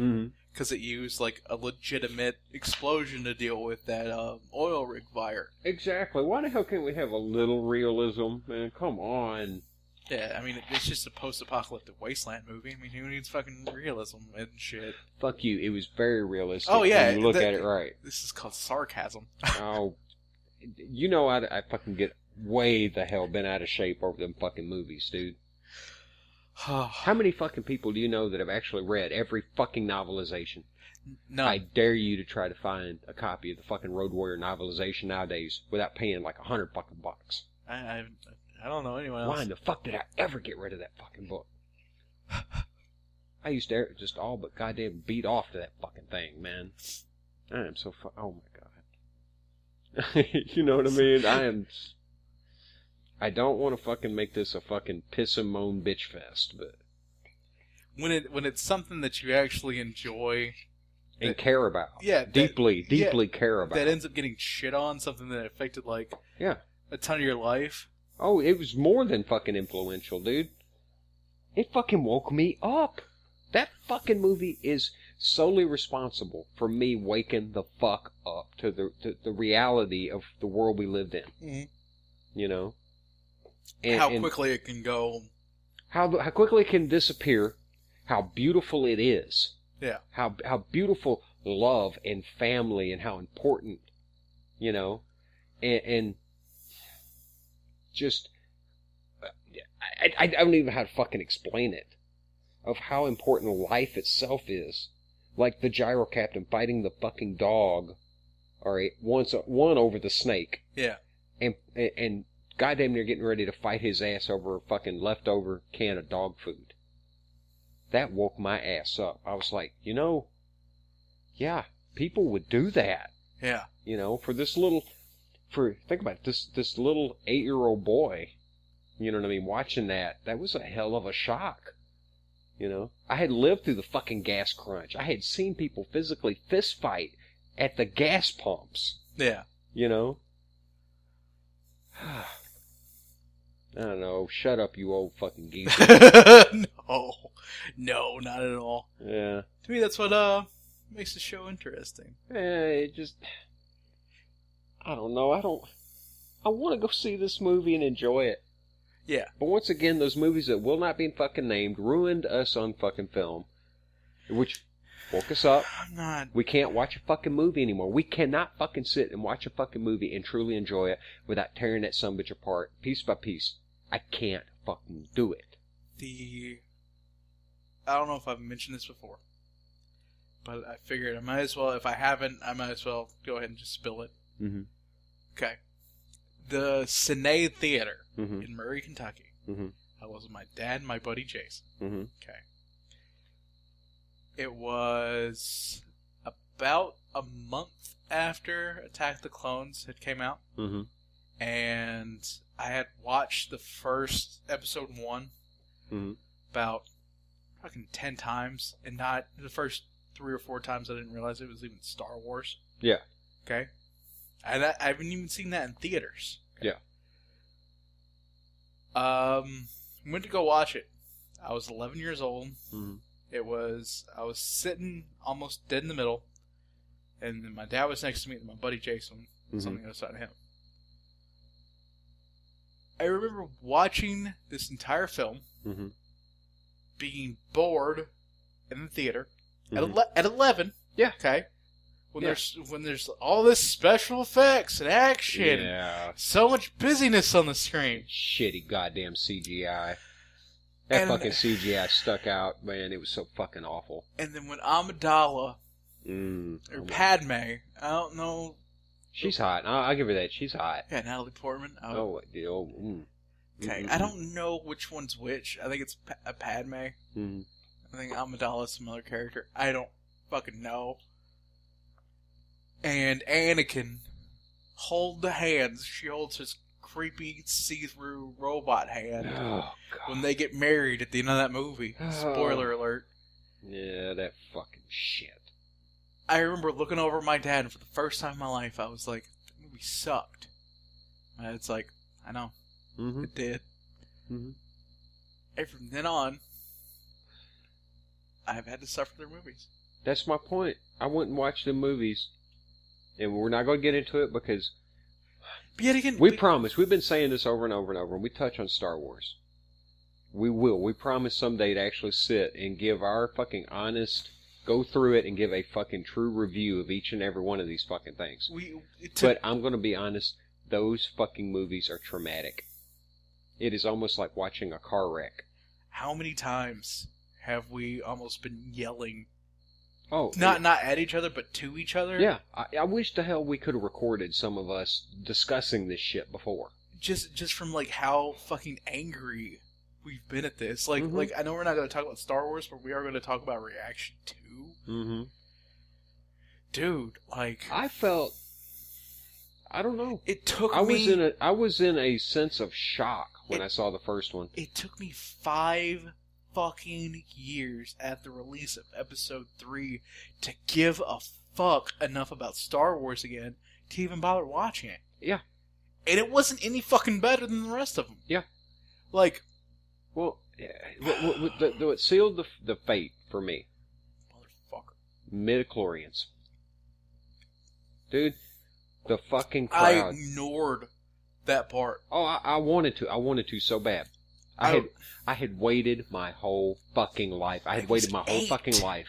I was 8. They chance someone going to explain a little more about the Force, give you some fucking true info about the Force, a little more understanding. Midichlorians. Dude, Space flu. The fucking crowd in that theater.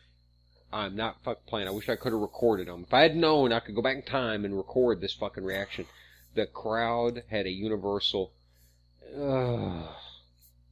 You could sense it. It was tangible in the fucking air. The disappointment. I was okay. People were not bouncing out of that fucking theater, dude. Yeah. It was like a funeral march out. It's like... When what? I was that was Star Wars? Yeah. Dude, I was 8. Okay? Yeah. Like from the time I was 4 until the time I was 7. Mm-hmm. I loved fucking Star Wars. Oh, you seen the originals? And yeah, I seen the originals in theaters, on television, you know. Yeah. Like I said, I went and seen it in the first release when it first come to Martin at the old Varsity Theater. Yeah. And, dude, it's 77, so I was honestly like 3.5 to 4 up through there. And I fucking remember that movie. I mean, I remember a few things when I'm real little, but that fucking movie is absolutely crystal clear in my fucking mind. Dude, I was Darth Vader for Halloween 3 years in a fucking row. I had the 1977, 78 C-3PO fucking store-bought costume. Yeah. Yeah. I had that motherfucker. There's pictures of me in it. Which I should post someday. Pictures of me in my fucking C-3PO costume. Which, look that shit up. It is hideous. I cannot believe, even to this time, like, over how many hours I've poured over it. It doesn't make me feel any better to see, you know, the new movie coming out. This new movie's fucking... Speaking of which, let's bring that up, the new trailer. Yeah. We watched that new trailer. Alright. There's parts of it I don't give a fuck about. I just don't care. I can already tell I'm not going to like the main fucking guy, the one in the Stormtrooper outfit. I'm not going to give a fuck about this girl. I can just tell it. Her riding around on a big fucking USB stick. And it's a fucking USB stick. Alright, my fucking nephew, he's 11-year-old, pointed that out. Yeah. He picked up a fucking USB stick. Yeah.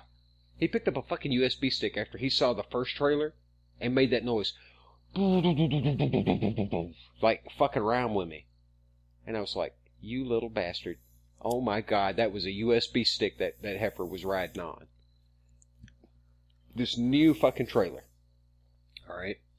I'm really worried that they're trying to touch base on the old movies so fucking bad that they're going to recreate bullshit. You got the dude wearing the Stormtrooper suit. I got a bad feeling this is going to be a takeoff of fucking Luke and Han in the Stormtrooper shit. You had the fucking fly through, the Star Destroyer in the desert, all destroyed, right? The Falcon, and God, it's the Falcon, yes, you know, flying through the back of the engine, you know. And I'm like, dude, you've already done this fucking scene. This is Lando in the Death Star. Yeah. This scene's being fucking recreated again. And at the very end, they had to fucking do it. They had to do it. They had to... Oh, my God. Leave my fucking feels alone. Yeah. Whenever fucking Han and Chewie appear. And, oh, my fucking God, it's Han and Chewie. It's you what beautiful, hairy bastard. What a Wookiee. Exactly, what a fucking Wookiee. And then Han says, Chewie, we're home. Right in the fucking feels, boy. But at the same time, it's part of me saying, don't you fuck with my fucking emotions.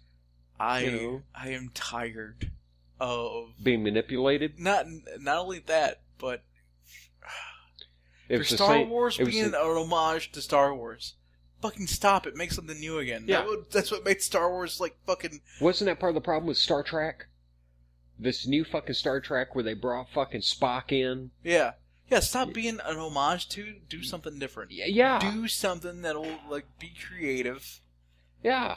Like, oh, there's nothing to create anymore. Bull fucking shit. You can think of things. Well, okay. Here's your random one. Star Trek. Do you know a story I fucking always wanted to see?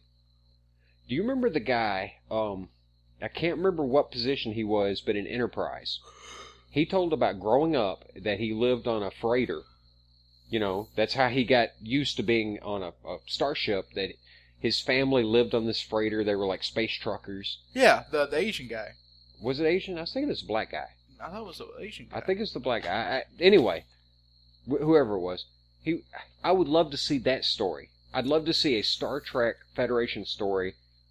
Well, a Star Trek story that isn't necessarily about the Federation. Yeah. I want to see the space truckers. You want to see, like, all the expanded universe shit they took Yeah. the painstaking time to do with Star Wars, to expand Yeah. that universe, to make How it about fucking... the story of the people on the fucking Earth that reject the fucking overbearing Federation? Alright. That want to live in the fucking live free or die kind of people that still want to use gold money and, you know what I'm talking about? Yeah. And I know a lot... Most people don't give a fuck about this kind of shit. I'd love to hear their story. But there are so many that do. That's my point. That want to get into it. Like fucking all of the tales of stories from Star Wars. Yeah. Like so you want to read about Dengar? Who the fuck gives a shit about Dengar? Now I give a shit about Dengar. Oh, Zuckuss and Forlong? You didn't even know their names before. That robot, his name is IG-88. He has one of the most interesting stories, dude. Yeah, out of the entire Star Wars universe. I fucking loved IG-88. I had that fucking figure when I was a kid. Mm-hmm. Oh yeah. But like without that expanded universe shit, you would have never fucking known. Yeah, but none of that shit exists no more. None of it. None of it fucking exists. Stop it. Fucking Disney. Stop fucking it. Goddamn Mickey Mouse. Bullshit. And if George Lucas would have had his original way, Chewie would have been a giant green rabbit, and Han would have been a fucking lizard. The man is not a visionary at all. Mm-hmm. I refuse to think that he ever was such a thing unless he was reined in. Yeah. Well, Empire, he was reined in and that somebody else directed that shit, you know? And maybe it's a good thing. Maybe it's a good thing that other people are now control this shit. But I'm just going to say it, put it right on the fucking table. I don't care I don't give a fuck who argues with it. I do not trust Jar Jar fucking Abrams to carry this fucking ball. I don't know who should, but I don't trust him. He has fucked me in Star Trek, and he fucked me in Lost. I'm done with that son of a bitch. Now, once again, I'm going to be in the center of the goddamn theater when this shit comes out. On fucking opening day, I'll be in fucking line, take my fucking money. But goddamn it, I reserve the right to bitch. And I reserve the right to business bitch. Expense. Yeah. We should. Yeah. Yeah. I reserve the right to fucking bitch. I know that's not going to be a fun time for me. I'm not going to be able to walk in with popcorn. Well, I'll probably walk in with popcorn. Yeah. I'll probably walk in my drink. Mm-hmm. But I'm not going to enjoy these things. That's what I'm saying. I'm going to a goddamn funeral. I'm going to have to go in I'm going to have to go in bombed. I am going to have to go in bombed. I've got to. Otherwise, I just know I'm going to be a nervous fucking wreck.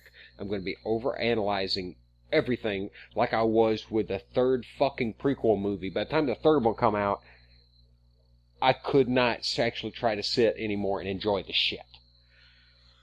Like and I didn't even know. 5 fucking years. Yeah, but I didn't even know. I knew that it was so unsettling. You know, by the third movie, I'm just... Oh my god. Dude, those 3 movies made me not even be able to watch the original trilogy for a long time. Yeah. Just because, like, I hated it so fucking much. The fucking special editions of the original trilogies with all the added bullshit in it that they've released in the theaters, that was unsettling as fuck to me, too. Han shot first. Oh, god damn it. And that shouldn't It's not even a question. Yeah. Me and Geek Preacher had that fucking thing. I was like, Han shot first. When he brought up Star Wars, he was like, "You should have been it shouldn't even been a thing." Yeah, it's not even nowhere near a fucking thing, you know. Oh my god. I'm an adult now. Mm-hmm. I've been an adult now for a little bit. Why does this make me so angry? Well, I discussed with somebody the other day. I was at a yard sale, and I picked up another Atari and some games and shit, you know. Matter of fact, you went to school with a boy, you know. Who? I can't remember his fucking name now, but you went to school with him. He knew you, you know. He knew of you. I was talking, and his old man, me and him was talking Atari shit, you know. He was bringing up like the fucking the fucking glitch that you can do on Space Invaders, you know, to get the extra shots. Yeah. You know, which I showed you the other day. Yeah. And But we got talking about Star Wars shit, because he had a ton of fucking, like, the 97... Oh, I know what you're talking shit. about. Yeah, I know what you're talking about now. And I brought it up. I said, dude, I hate to say it, but this fucking movie, ever since I saw it, like I said, 3.5, 4-year-old, there hasn't been a fucking day of my life that at least one, for a split second, something popped in my fucking head, Star Wars. Every fucking day. Which is either intense insanity or just a sign of the greatest goddamn movie ever made. You know? And it was funny, though, to see the reaction of somebody my age when I said that every fucking day this shit pops in my head, right? The nod that he give me, he gave me this fucking nod. He understood exactly what the fuck I meant. See, I'm not gonna go out there and call Star Wars the greatest movie ever fucking made. The greatest science fiction movie ever made. I mean, to me, my favorite movie, I'm not going to say the greatest, but my favorite is Mad Max and Road Warrior and Thunderdome. Like, even though, I'll say this again for the second time today, even though they're not my favorite band, Led Zeppelin's the greatest fucking rock band there's ever been. I'm not going to argue that. Yeah. I'm not going to argue that, you know? It's like, even though my favorite movie is Full Metal Jacket, still, 2001: A Space Odyssey is possibly the best movie ever made. Yeah. Yeah. Okay, on a technical level, yeah. But what I'm saying, Star Wars is its own fucking monolithic thing. It can't even be fucking described in words. It's a case of, dude, you had to fucking be there. It was an everything come together. It had the right story. Mm-hmm. It had the right acting. Mm-hmm. It had, the great special effects at the time. Oh, yeah. Yeah. And it was... And it had Carrie Fisher. Yeah. But it came out during a time when America, really wasn't feeling too good to be America. Yeah. And we needed that escape. We needed that retelling of the sense of right in a better time. You needed a new hope. We need... Oh.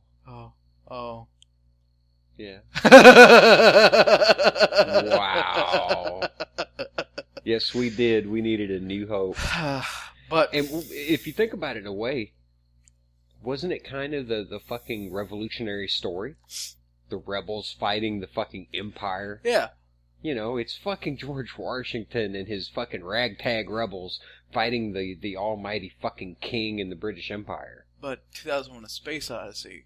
Well, yeah, it goes further than that. It's the transcendence of man. Yeah. It is man versus machine as well. It is man versus himself. It is man versus the universe. Mm-hmm. At a point, it is man versus his mortality. It's fucking just a movie about pure transcendence. Yeah, it is all of this in one, like, mixed with, like, some... And the movie itself is a monolith, the way it opens. It starts with a monolith that's on its side. Yeah. Just a big black fucking screen. The movie is a monolith. Stanley Kubrick is telling you that nothing in human history matters except for the first time you build a tool to the next time when you see the fucking monolith. Yeah. It is him being like, all of human history doesn't matter, this is what matters. Yeah.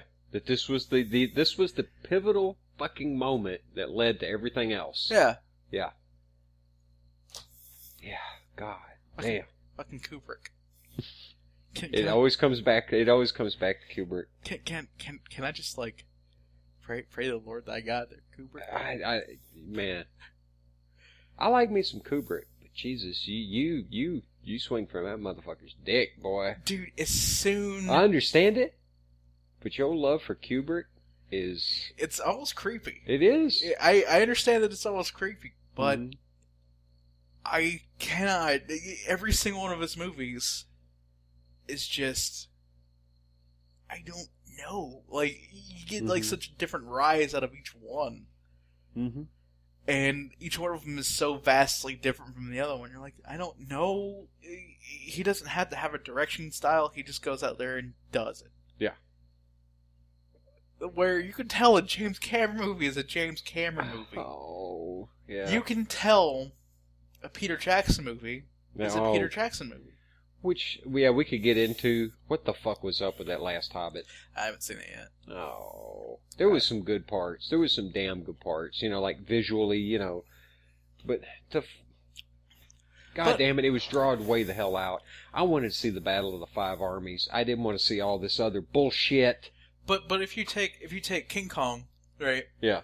And you show him just randomly the third Lord of the Rings movie. Mm-hmm. Okay. And the person would be like, they're similar visually. Mm-hmm. Okay. If you took, of course, I guess Avatar and Titanic. That. Dude, they're talking about, like, they've already got plans for, like, what is it, fucking sequel 2, 3, and 4. Yeah. I didn't like the first fucking Avatar. I didn't give a fuck. I didn't care. I've seen it 1.5 times. I saw part of it. I saw a piece of it, and I'm like, you're plugging in your hair to a fucking fuck you. Yeah. Plug your hair into a fucking animal. Come on. Yeah.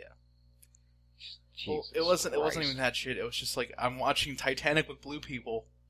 Yeah. Like thanks Red Letter Media for putting that in perspective for me. Like, cause like I watched it and I was like, I've seen this fucking movie before. Which I've got to say, this made my day the other day. I've got to interrupt you. This made my fucking day. Okay. The other day I'm watching fucking the previously recorded fucking live feed on Twitch. All right. Which I don't get it. I'm not into fucking modern games and shit, but I watch this shit. Why? I don't know. Just because it's Red Letter. Just because. I mean, it's like a podcast for me. I love listening to them. See, what you're doing right now is just making me think, it's like, fuck, I have to go home and level up. Well, anyway. I gotta grind some levels out. Shit. They're playing some shitty game. It's like a rip-off fucking Zelda. I don't know what the fuck they were playing. I can't even remember. Oh, God. But there was this highlight. Highlight. They broke the fucking. I actually made a joke about highlight. At the Yeah, in the chat. Oh, that's like because I saw a highlight of their Gamersurf today, and I was like, "Fuck that game! Fuck everything about that game." God, what's that? Karnoff. Yeah, and Blaster Master. God, Master Vader. Yeah. Anyway, this made my fucking day, dude. I felt so fucking good. I'm watching them play, and Jack, he's the one playing, you know. And they get to this fucking boss, and it's like this big meaty meatball looking thing with an eye on it, and it's bouncing around. And anyway, the first thing popped in my head, I was like, the all-seeing eye of testicles, you know. I wrote that shit in the chat, right? Just wrote the fucking line. And fucking Jack read that fucking joke. You know what I'm talking about? Yeah. Yeah, and fucking cracked up and shit, you know, like him and Rich. I can't tell you how good that made me feel. To be like, yeah, I made people that made me laugh. Yeah, exactly. It's like, hey, you know, I actually got to return the fucking favor for once, you know. 1/100th of 1,000%, but, you know. That made me feel so fucking good. The game that they were playing was the character shooting tears out of its eyes. That I can't remember, but I just remember you fired an arrow and then you had to run and pick the arrow up because you only get one arrow. No, it wasn't what I was thinking. It was just a shitty looking game. It wasn't the Binding of Isaac. That's what I thought it was gonna be. Yeah, they played that a while back. Yeah. Holy fuck. There's a guy mm-hmm. on YouTube that has apparently played over 1,000 episodes of the Binding of Isaac Rebirth. Why? I don't know. Why? You can't ever get away from it. His fan base is like, play more Binding of Isaac. Fuck that. It'd probably be like what our fan base would do to us, just because they'll probably be as masochistic as what we are and be like, play RoboCop again. Yeah, but our fucking fan base will probably be saying, you know, go slice your fucking wrist. You talentless fuck. Yeah. Why don't you talk about wrestling again? Why did you pick up that WrestleMania game with Bret Hart on the cover of it, you dick? What was that one that you picked up, that Game Boy game, that you said, like, this is the worst fucking game? No, that's the hardest game, like the hardest wrestling game ever. Mm-hmm. ECW Hardcore for the Game Boy Color. Oh, yeah? My uncle bought that for my birthday one year, and I was like, awesome. Mm-hmm. Wrestling that was ECW in a video game. This is for WWE bottom. This is going to be awesome. Yeah, this is going to be blood and guts and gore everywhere. Yeah. No. You know how hard... Alright. Imagine if Mortal Kombat was on the NES. Like trying to pull off all those combos. 2 buttons and a directional pad. Yeah. That was ECW hardcore in a nutshell. Mm. So, you're sitting there, you're getting your ass handed to you on the first level on easy by a wrestler by the name of Tajiri. Right? I'm like, I'm going to be Rob Van Dam. Okay? And you can't even fucking get up because you're getting your ass kicked, and you don't know how to reverse. You try every fucking button, you can't fucking reverse. You can duck occasionally and maybe throw a kick, then you get thrown off the ropes and fucking drop kicked every 10 seconds. This is the worst fucking wrestling video game experience since you fucking tried to beat the fucking NES wrestling, Black Label wrestling, with anybody but Starman or whatever his fucking name was. Yeah. It's still the best wrestling game for the NES is, I think, the WCW one. I just remember playing the very first, Black Label game. Wrestling. Just wrestling. That fucking game sucked. It was, oh my god. Dude, Fuck that game. I think that's one of the games that if I ever come across it, if I can't get it in a collection of shit, I'm gonna be like, you know what? I'm selling this. I don't give a fuck. I don't want this fucking game. Like RoboCop? I wish we could just sell RoboCop. No, we're going to keep fucking RoboCop because we're going to actually have a fucking gameplay video eventually, especially of you. Oh my god. God fucking damn it. You brought up fucking Mortal Kombat, right? Okay, I watched a fucking gameplay video the other day of the new Mortal Kombat X. I'm willing to 100% say this, okay? Fuck Mortal Kombat X. And it's for one major fucking reason, alright? I understand the blood and guts and gore, that's cool, fucking angsty fucking... Yeah, angsty teenagers gonna love this shit. Just like I love the fucking original Mortal Kombat back then when I could do the fucking fatalities and shit. Fatality. Yeah. I'm watching this fucking gameplay thing. I'm sorry. A fucking game of Mortal Kombat should not have what is the equivalent of fucking multiple fatalities. Oh, the slow down moves? Yeah. But I watched this fucking thing, and it goes in and shows you the meat and bone and zooms in. Does he? It's. I'm watching this it's one. Called an X-ray hit. Yeah. Or something like that, because they have it in the they show the meat and 3. Muscle and all that. Yeah, and there's one that I think you do with Reptile, where fucking take and bust their ribs. Yeah. And then will fucking take and punch them in the side of the face, cracks their skull and shit. Yeah, see what I'm getting at about this. I'm watching this gameplay, and what really got my fucking attention, and this just irked the fuck out of me. The day one DLC where you download everything at once. Do what? The day one DLC where you can unlock everything at once. Yeah, DLC bullshit. I don't even want to get into that. Oh, we'll get into it here Fuck in a second. that DLC crap. We'll get into it here in a second. When I'm fucking pissed off and annoyed about this fucking thing, I watch this fucking thing. The fucking character picks this other one up, flips him in the air, fucking slams him down, and it shows it plainly. It shows the skeleton. It breaks the other one's motherfucking neck. Yep. You hear it go, you know what I mean?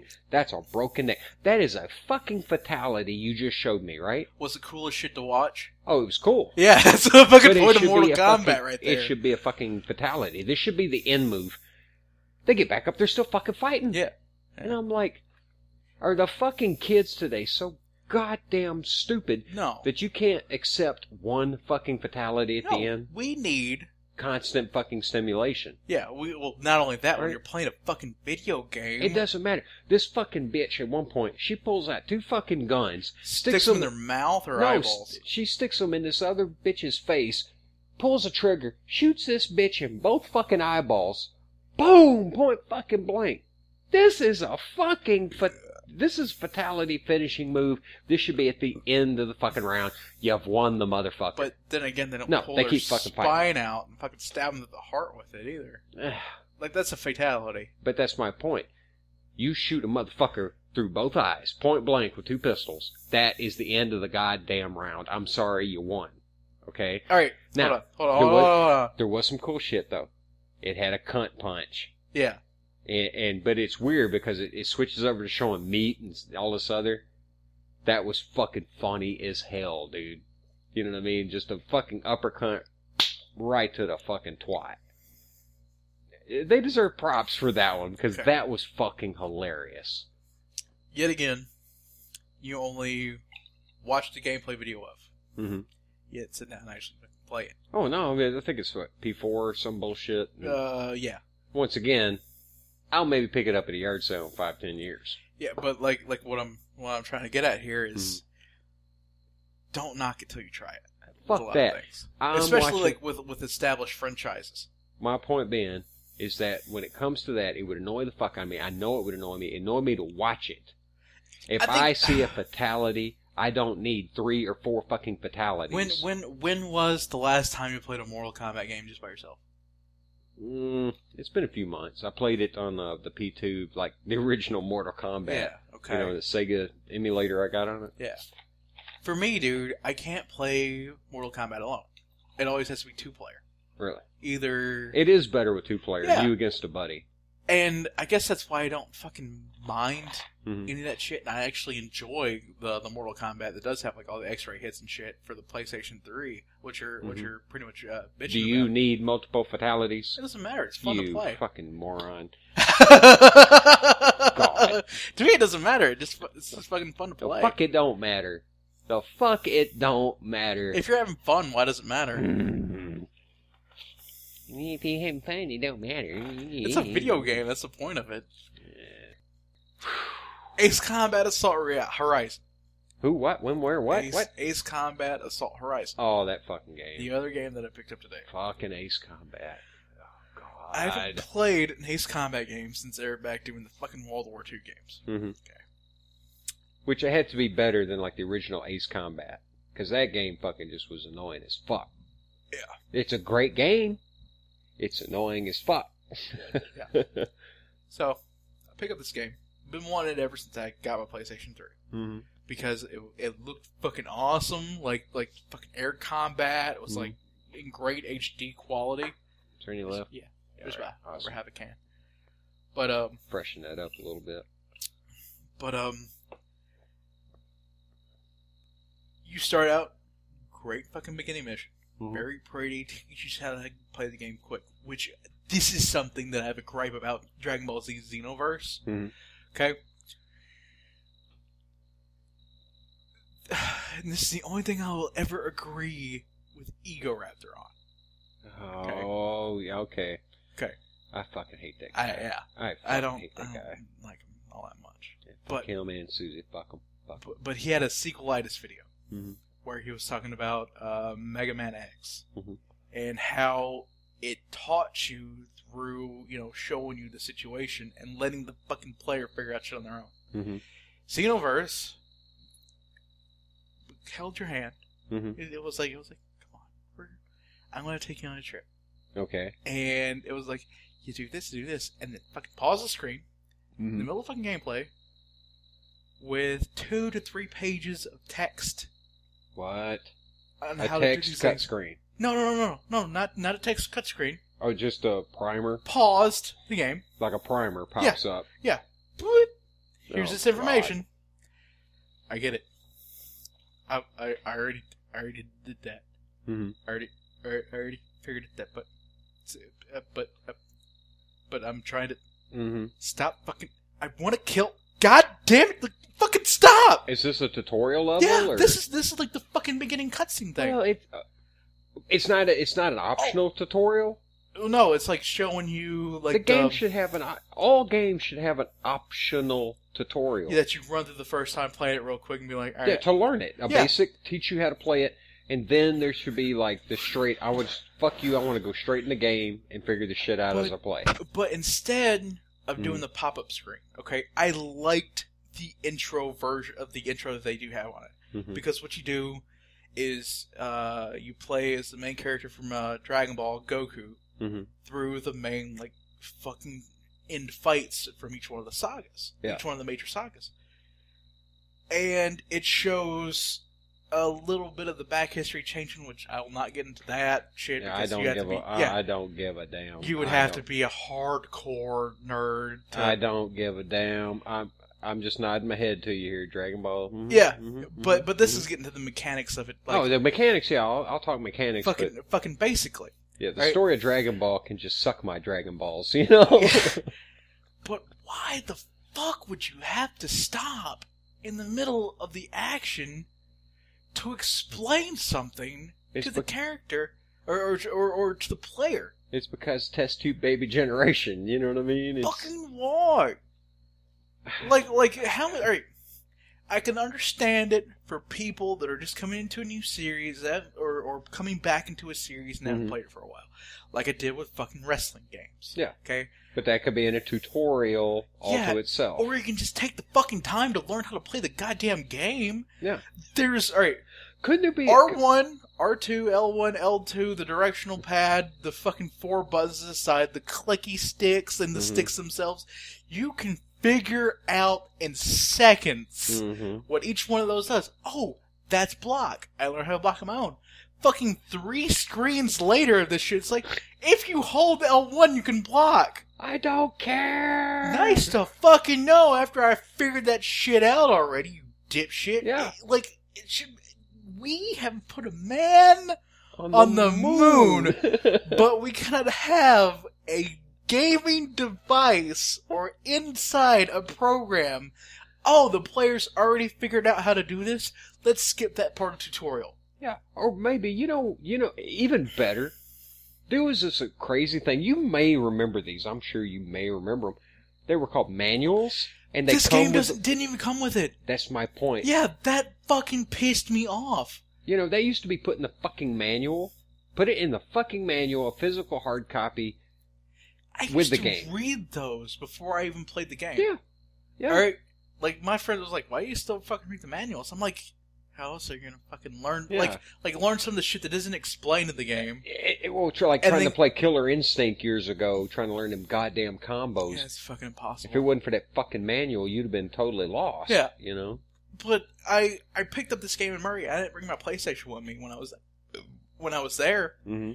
And I was like, cool, I'm gonna get this home, I'm gonna look at the manual before I even fucking play it, and I can get a basic understanding for it. Mm-hmm. I get home, undo the cellophane of it. This is the first time I bought a brand new game in 2 years. Okay. Which I gotta bring up. Have you ever opened up like a fucking PC game straight out of the box and just sniffed the fucking box? Yeah. That is the stankinest stank you've ever smelt in your life. Like open up an action figure off the card. Fucking and smells like chemical death. And then pulling the fucking the plastic shell apart and you get that fucking whiff of air. It's not even air, dude. It's fucking chemical death is what that is. Dude, if I could have a car set, like if I had a candle that smells like that, I think I would. No. One of the worst smells ever I smelt was fucking Mech Warrior. When we opened that fucking box. I think someone might have farted in the box, though, and then like, no, this was like a fucking outgassing of chemical smell. It's fucking disgusting. You open up a fucking space canister that had like a face sucker on it. I will always remember that fucking smell, dude. Yeah, it'll it's right up there with spent fucking transmission fluid. You know what I mean? It is right up there. But anyway, dude, I opened up that nice cellophane. Mm-hmm. Okay, I was like, I'll read me some of this manual and then go home tomorrow, and fucking beat the shit out of this. Mm-hmm.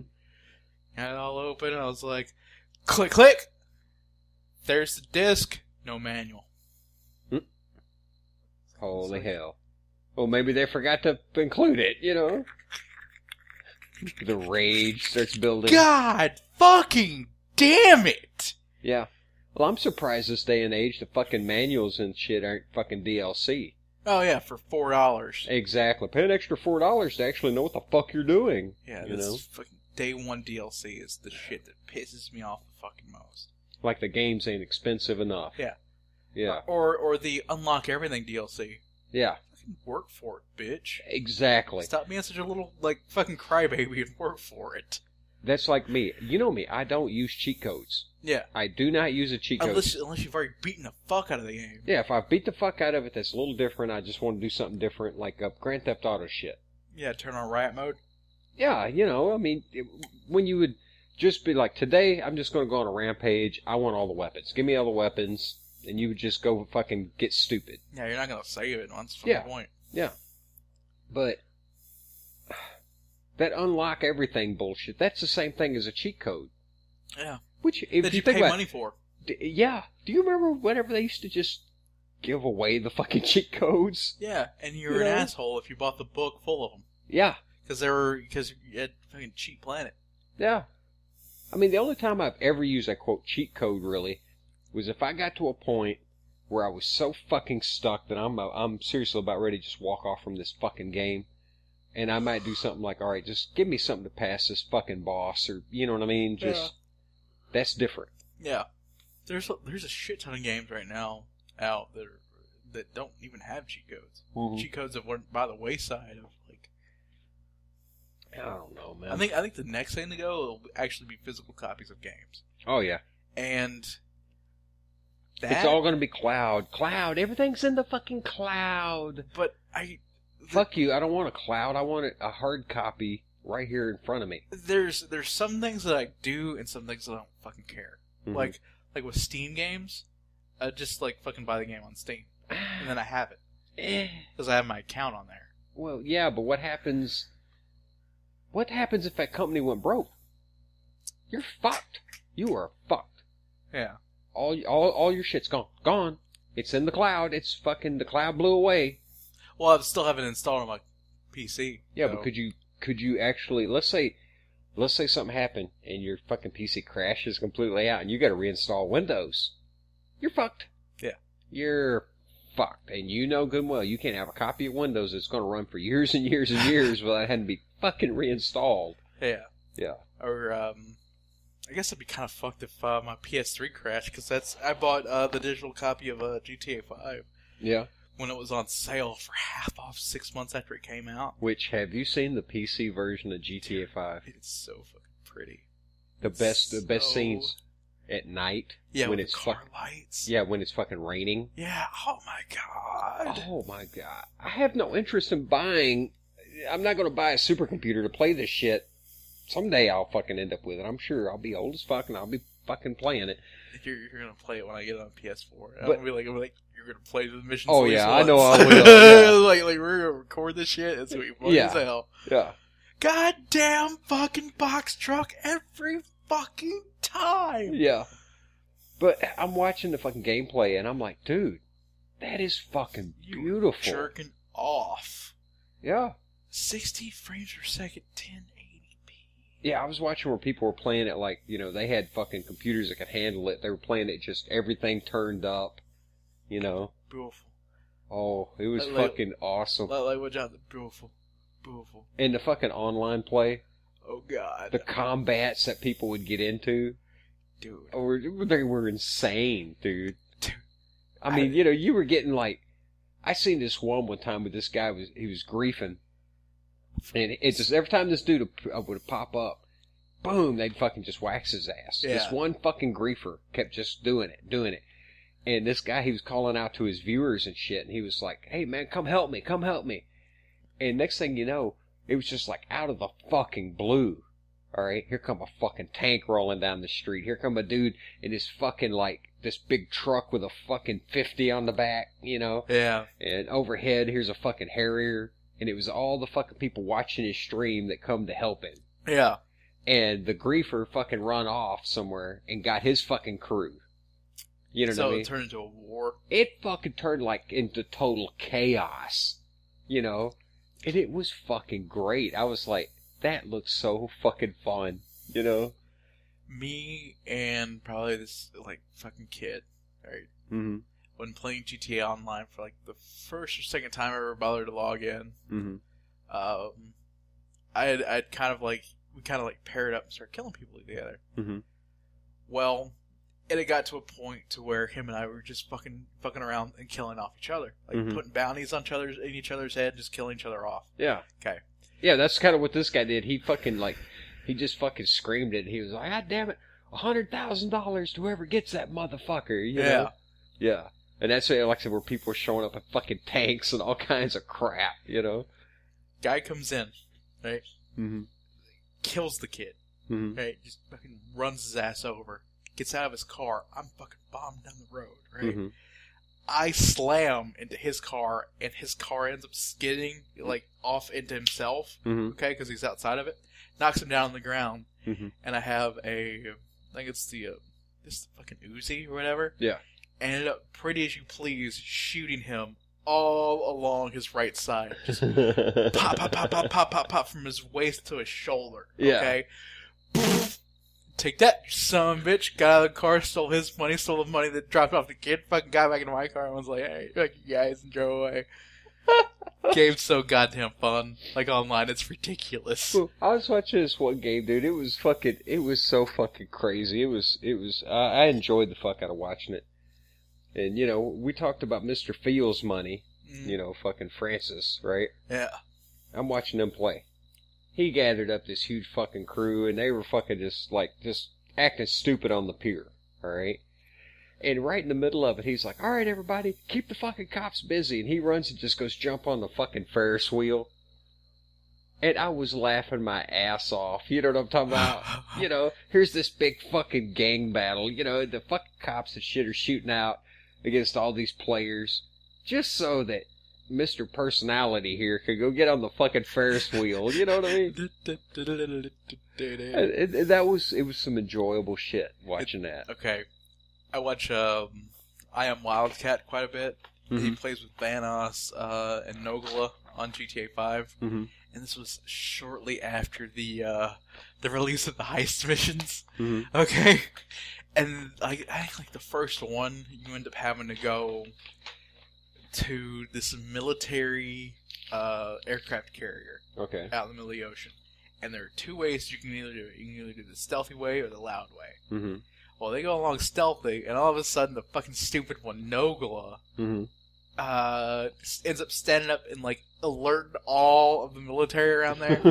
And so, like, they're having this giant firefight, running around acting a fool, just, like, fucking shooting up everything. Yeah. And then finally, Vanoss hops in the Harrier, Mm-hmm. and, like, they all get in the air, and they start having this big dog fight, and they're almost done, right? And they just almost kill the last one. And Vanoss decides that he was going to do this dumbass kind of trick move. Mm-hmm. Comes in behind another Harrier, turns like this. Sideways. Yeah, Yeah. And is about to turn back straight before hitting the other one's wing. Mm-hmm. Boom! Clips it, wings go off, fucking the thing lands in the ocean, explodes, mission failed. At the very last possible moment, I'm like, you stupid fuck. Oh, man. But online, dude, online with that game, Mm-hmm. it's like everything you ever dreamed about with a Grand Theft Auto game. Yeah. Like, just Yeah. the fact that it's, I think, It's fucking beautiful. yeah. It is fucking beautiful. It's just, like, pure fun. Like that's what I love so much about the newest GTA. Mhm. And, like, there are very few games out right now that could just make me say, oh, hey, that was a legitimate fun experience. I just didn't play it all the way through just to play it all the way through. Mm-hmm. It's like, oh, yeah, beat that. No, fuck it. Like, I want to have a good experience all the way through it. You know what keeps going through my mind? I'm watching this gameplay stuff, and I'm like, holy shit, this PC version is fucking badass. But what kept going through my mind, what's the next one going to be like? I hope it's It's going to be fucking just, it's going to be nuts, dude. I hope it is Vice City again. Yeah. I am so ready to go back to Vice City. I was like, Yeah, I love me some Vice City. I was like, GTA 4. Mm-hmm. It's a bunch of shit. And it doesn't deserve, because this is a fun game all the way through. Yeah. It's interesting. It's you can tell that they tried to do quite the crossover. Oh, yeah. Of, you know, coming from their high from San Andreas Mm-hmm. to try to make all of this shit happen on new fucking hardware. Yeah. I mean, it's its own thing, you know. It's still fun to play. Yeah. It's still very much Grand Theft Auto. Mm-hmm. They try to keep some aspects of San Andreas. Yeah. They also kind of wanted to try to get something new. Mm-hmm. I guess the try to get something new and keep some of the old aspects of San Andreas is why, like, you'll get so many jokes of, "Hey, Nico, it's your cousin. Come play bowling." Yeah. All the fucking time. Yeah. And it's like the girlfriends being able to fucking annoy your ass. Mm-hmm. You're like, come on, fucking, alright, I'll play some bowling. And you end up going down there, and it's like, oh yeah, I actually had fun bowling. Then Yeah. next time it comes up, it's like, hey, Nico, I'm like, God fucking damn it. And Yeah. but GTA 5, they're like, alright, you're gonna be one of these three characters. Mm-hmm. You have your guy from the hood that wants to better himself. Classic Boys of the Hood style. Okay? Yeah. You know the guy that actually voices Franklin is the cousin of the guy that voiced CJ? Really? Yeah. That's a little fucking trivia hint. That's kind of cool. Yeah. Yeah. Okay. You have Michael, Mm-hmm. the former fucking bank robber, faked his own death. Spoilers. And, Yeah, well, you know, it's video. Who gives a shit?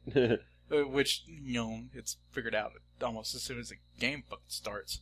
Yeah. But, you know, broke because he's living this rich life. Mm-hmm. And then you have Trevor. Yeah. Mr. Ball-busting Trevor. Mr. Meth cooking, meth smoking. I got brain matter of a goddamn biker on my boot because I stomped his head in the very first cutscene you seen him after he fucked his girlfriend in the ass. Well, the first time I saw that fucking game was, you know, watching you play it. Yeah. The first fucking time I saw that fucking game was the fucking ball-busting scene. And I was like, dude, I love Trevor. And you're like, fucking hell, he just busted that dude's balls. Did I just fucking see what the fuck I saw? Dude, you know? Trevor is such the fucking great character. Drives a Jeep truck. Mm-hmm. The very first mission, alright, you do a bunch of shit with Trevor. Mm-hmm. Okay. And you have this dumbass redneck named Wade with you. And he's riding in the back of the truck, and you're fucking bombing ass over fucking country road shit out in the middle of the fucking desert. Mm-hmm. And Wade's like, be careful, Trevor! You want to knock me out the back! And he was like, I don't put nothing in the bed that I don't care about losing. It's so fucking great. Damn. Trevor's the best. Whoever figured- wrote Trevor, hands down. I figure someday I will play these games, you know, but... Oh, I want to make your ass do it like fucking... Like we're gonna do a recorded series of you playing L.A. Noire first. Oh yeah, I want to play the fuck out of L.A. Noire. I want to be able to fucking talk too without stumbling over my words. This is some good fucking hooch, man. It's definitely top shelf. It's top shelf, yeah. And I'm sure there's fucking liquor snobs who like this. You didn't get $125 bottle of walking, and I'm like, I almost bought fucking sake. Shut the fuck up. Sake? I almost bought sake. Fuck no. Yeah. Oh, at least it ain't ouzo. Ugh. Yeah. That fucking licorice, that Greek licorice shit. No, thank you. Yeah, we was teenagers, you know. When we boosted from this fucking asshole who fucking deserved it. We boosted a fucking it wasn't even a fifth, dude. I don't want to say it was fucking one of them big, like, fucking half gallons or whatever. Fucking gigantic bottle. It only had a couple of drinks took out. Ouzo. It's like, oh, fuck this guy. He's a prick. You know. He fucking kind of owes us anyway. Fucking grab that bottle. Yeah. That was fucking horrible. It took us forever to drink that shit up, boy. But, that was our hard up, we ain't got shit else kind of drink. We used to only drink it straight because the way we could knock it back and hurt it wash it out of our fucking mouths. Yeah. Ugh. It made it, I tell you what, dude. There for a while, it actually turned me against like fucking Good and Plenty and fucking Twizzlers. I didn't want no fucking licorice. Oh. Yeah. Yeah. But like I was saying about L.A. Noire. Oh yeah, away from the booze, back to the games. Every ounce of fun that I know that you'll have playing GTA 5, at first will be an ounce of seriousness that you will have while playing L.A. Noire. Mm-hmm. My favorite Rockstar game of all time is Bully. It's good. It's a good game. It's a good game. Very fucking close, you know. It's annoying, but it's a good game. To me, it's one of the funnest gameplay experiences I've ever had. It was good, but it got repetitive. Yeah. Well, all games to a certain point, especially from that period. I've got a save game in there. It was me in a trash can, and I'm like, you know what? Fuck this shit. Yeah. Fuck this shit. I'm done. Which, if you were to have it on the PlayStation right now, I'd be able to beat it through 100% again. I bet you would. Yeah, I've played the game and Our version though that we got ain't the full copy. It's like one of that's what I had. The stripped down kind of copy. Well, the first release, not the scholarship edition. Yeah. Yeah, that's the version that I had. To tell you what I did for an entire winter break, I ended up beating Bully for the first time in probably a week. Mm-hmm. Then took my time with it again. Mm-hmm. And then again. And then again. And then again. And Jesus fuck, man. I got it down to a point to where within a week's time I got to 100% completion. Oh my fucking god. I used to be the completionist asshole. I still have a save game probably on a memory card for PlayStation 2 of 100% completion of San Andreas. Yeah. I never got 100%, but yeah. Yeah, I just felt accomplished that I beat it. You know. I really did. I felt like I'd accomplished something. You know. Marvel Ultimate Alliance, the first one for PlayStation 2. I've never been into those. I played it all the way through on all 4 difficulty levels. I had everything unlocked in it. I think I also had 100% completion on that. Now I don't have the time to do this shit. Yeah. Now I just play the game to either have fun with it or play all the way through. I would love to go back and do that completionist shit. Well, yeah, the time I played it took me forever. The time I went through fucking Gran Turismo. Was it the second one? No, the first one. The very first one on fucking PlayStation. And I won all the races. Yeah. Oh my god. I was so fucking sick of racing cars. Dude. But it become this fucking obsession. You know, I'm going to beat this fucking game. Alright, go ahead. Well, I mean, that's just what I'm saying. I just went through it. I beat every fucking race. And I was this close, like a smidgen away from buying Gran Turismo 6. Yeah. Just because it was up there at the same time about Xenoverse, and I was like, I want a little bit of a different experience. I'll get Gran Turismo 6 when I have a racing wheel. That's actually play fucking Gran Turismo. Because I don't think it can be fully enjoyed unless you have that experience. Well, I've never had a racing, and it's all been older shit that I used. Yeah. But I never had a fucking satisfactory experience with anything like that. I want it. It's just one of those things that's fucking want it. Oh, yeah. Yeah. Well, it's years ago, me playing fucking Mech Warrior, and fucking had the goddamn joystick and shit. And I used to be able to whoop some ass.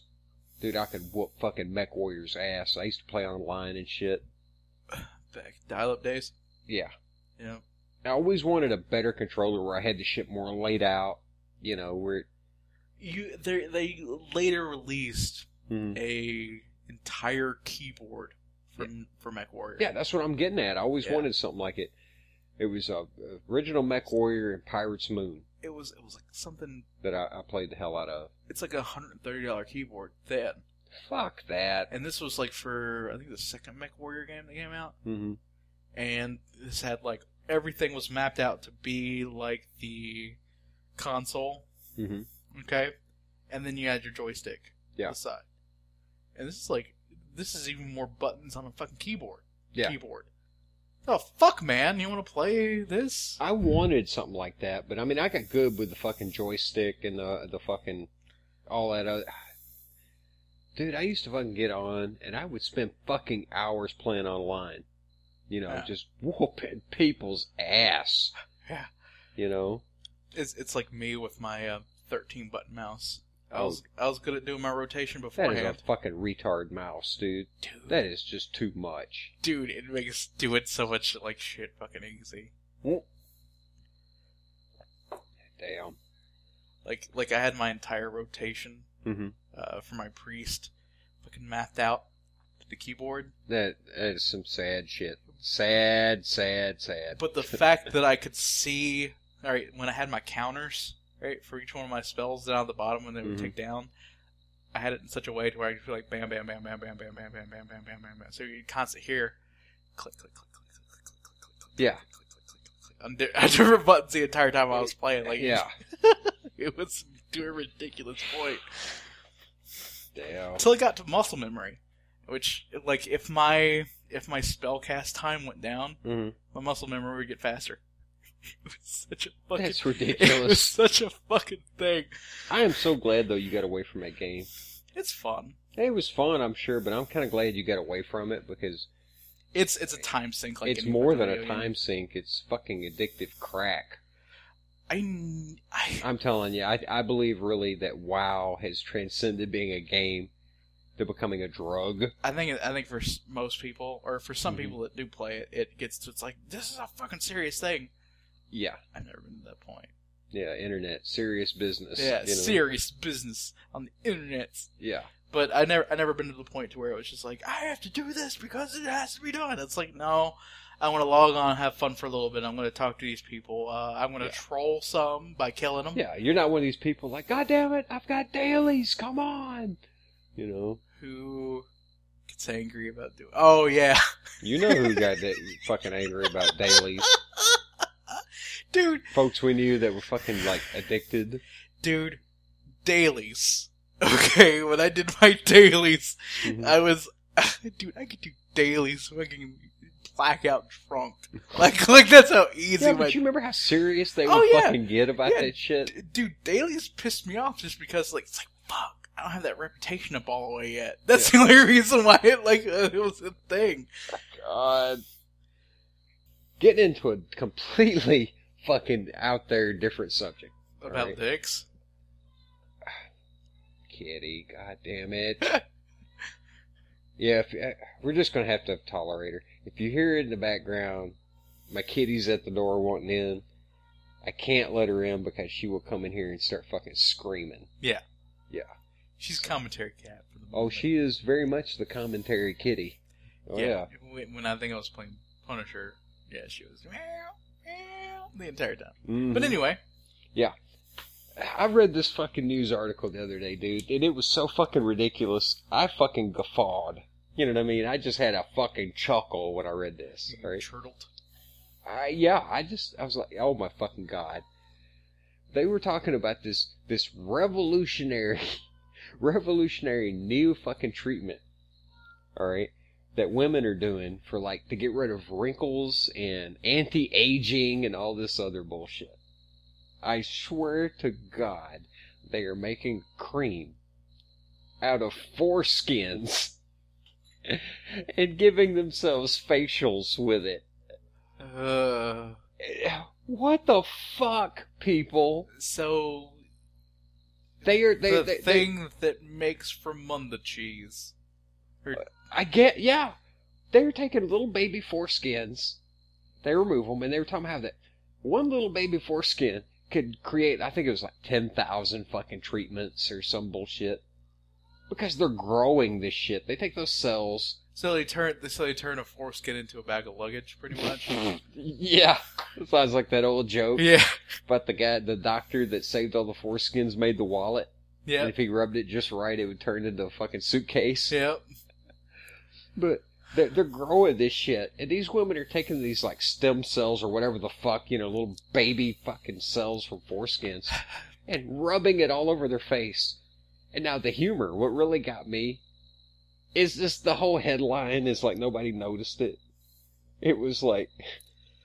Women rub baby dick on face.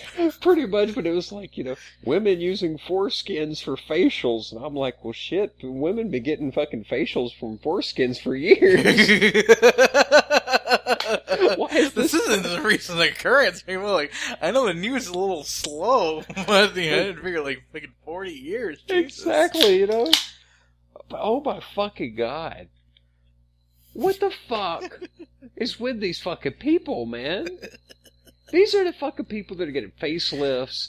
They're getting fucking botulism shot into their face. Dude, that makes me think of... the Joker permagrin. Dude, that makes me think of fucking Brazil. All those women sitting around that table with, like, the fucking headgear and shit. Ugh! Yeah, getting the fucking, like, oh my God. All that tape around their face. Yeah. Have people fucking went that fucking just I don't know. To rub dick on their face? Self-centered and fucking just ridiculous. I am willing to do anything to look like I'm 20 years younger, but like look like I'm trying to look like I'm 20 years younger. So wait a minute. If you wanna look younger, you're willing to like rub dick on your face? Rub dick on your face, huh? Like let me. All right. Okay. I thought I knew you, man. No, this isn't me. But have you ever noticed that the women who try to look like they're trying to look younger end up like they're older women trying to look like they're younger? Mm-hmm. Always. Well, yeah. I mean, unless you have like good genes and you can age gracefully, fucking take it in stride. If you age like an open jar of peach preserves in the summertime with cream spilt in it, and you fucking spoil. You should just accept what you fucking are, accept man. It. Like, yeah, get over it. Stop trying to look like Stop trying to look and act like you're 20 years younger than what you are. Well, me, I'm 40, and I'm gonna tell you right now, I got a little gray coming in. I earned that motherfucking gray. You know what I mean? There ain't a gray hair on my head that I didn't fucking earn. I'm not gonna be one of these guys using fucking just for men or something. Just for men. It's just for men. It gives you the perfect, just a little gray that leaves in. Come on, you can use it for your beard and mustache. Yeah. I'm looking at this and like, probably in 20 years, I will have a head full of silver and black hair. You've earned it. I will look like Cyclops does in the future. Oh my god. I don't even want to go down that road. Yeah, it's not the same storyline that you're thinking of. Oh, it ain't? No. Okay. No, it's a different one. But I will look like Cyclops in the future with his hair. I'm okay with that. Like fucking silver and black. It's a great color combination. That's what I'm saying. You earned it. Yeah. Like I got some grays coming in right now. It's like I remember my grandmother years ago. She had a head full of just pure white hair. You know, I mean, it was just fucking white. And it's not, she wasn't proud of it, but she was like, I'm not going to color it and be one of these people worry about it. That's how my mom is. Yeah, she was joking, you know, like then she was like by then she was like late 60s. You know, same way I'd said it. She said, I earned every fucking one of these, you know. Each one of these is a day of hardship, you know. Fuck. Yeah. Dude, but these fucking people, like I said, they're injecting botulism into their face. They're getting facelifts. They're fucking rubbing foreskins on their face to radiation in a bed to try to look tan. Yeah. Something that you can do for free. Yeah. Outside. Exactly. I saw a fucking ad one time on television, and dude, it was another one I fucking hee-hawed. And it was for this fucking, quote, exfoliating skin treatment. And they're going through the whole fucking spiel. And I'm looking close, and I was like, that is a fucking orbital sander. Oh, yeah. It's a miniature fucking orbital sander. I know exactly what you're talking about. Yeah. But have you ever used like an exfoliating soap on your face? Oh, yeah. Yeah. That shit makes your face feel amazing. Yeah, well, it wasn't because I wanted to. It was because that's what the fuck was there, and I used what the fuck soap was there. But, yeah. But I purposely got this exfoliating soap one time, and I was like, I'll give it a try. I heard it from a comedian that has rocks in it. That was going to be pretty funny. Yeah. Okay? Because he did this whole bit where it just scraped down him. I was like, this can't be true. Yeah. I used that shit on my face. Mm-hmm. Like, shit, that was the least shiny at the end of the day my face has ever been. Yeah. Why are we talking about beauty tips? Well, no, I'm talking about the stupidity of this shit, you know? Rub a dick on your face. Yeah, but here I am, I'm like, exfoliate, and then you gotta use the cream. No, the only time I ever used it was the only shit around. I used what the fuck soap was available. I don't give a fuck. Yeah. I don't know. I've been told by people, hey, you look a lot younger than you are. It fucking actually kind of pisses me off. I'm tired of fucking people, like, looking at me and thinking I'm, like, late 20s. Which, in a way, is kind of good. Yeah. But, goddamn, you know? See, I look at myself, and I shouldn't even tell what I fucking see. You know, I wrote a poem when I was younger, and this is back in my weepy, depressive bullshit days. Here we go. Yeah. And it was, dear face in the mirror, to you I am inferior. La da da da da da da da da da da da da da. You know what I'm saying? Yeah. I don't see this young man. When I look at myself in the mirror, I see this old, grizzled son of a bitch.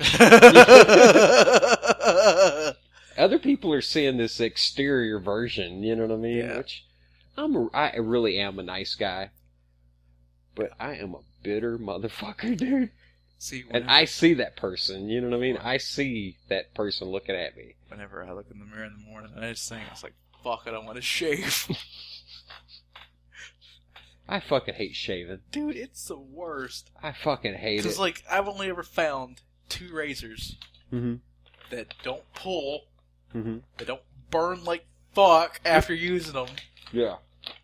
And both of them are, for one razor, $7 to $9. Are you fucking kidding me? Yeah. And the replacement blades? What? $27 for 4-pack. You pay that? No, I don't. Okay, I was about to say.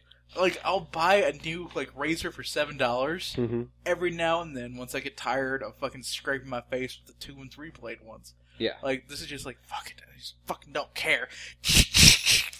Ow, shit. You know, it's funny, the razor I use, it's old-fashioned fucking, I mean, dude, that's like single blade, you know, double-sided razor, old school. The fucking razor is 2 years older than I am. Hell, my brother uses a fucking 1958 Gillette. Yeah. Classic motherfucking old school, scrape your goddamn face off to the bone if you fuck up razor. I don't know.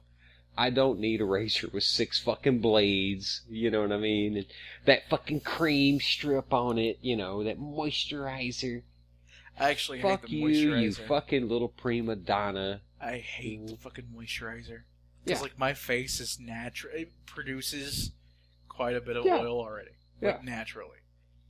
And, which, thanks genetics, it keeps me, like, it will keep me looking like I'm fucking 40 into my 60s like it does my grandmother and my mom. Yeah.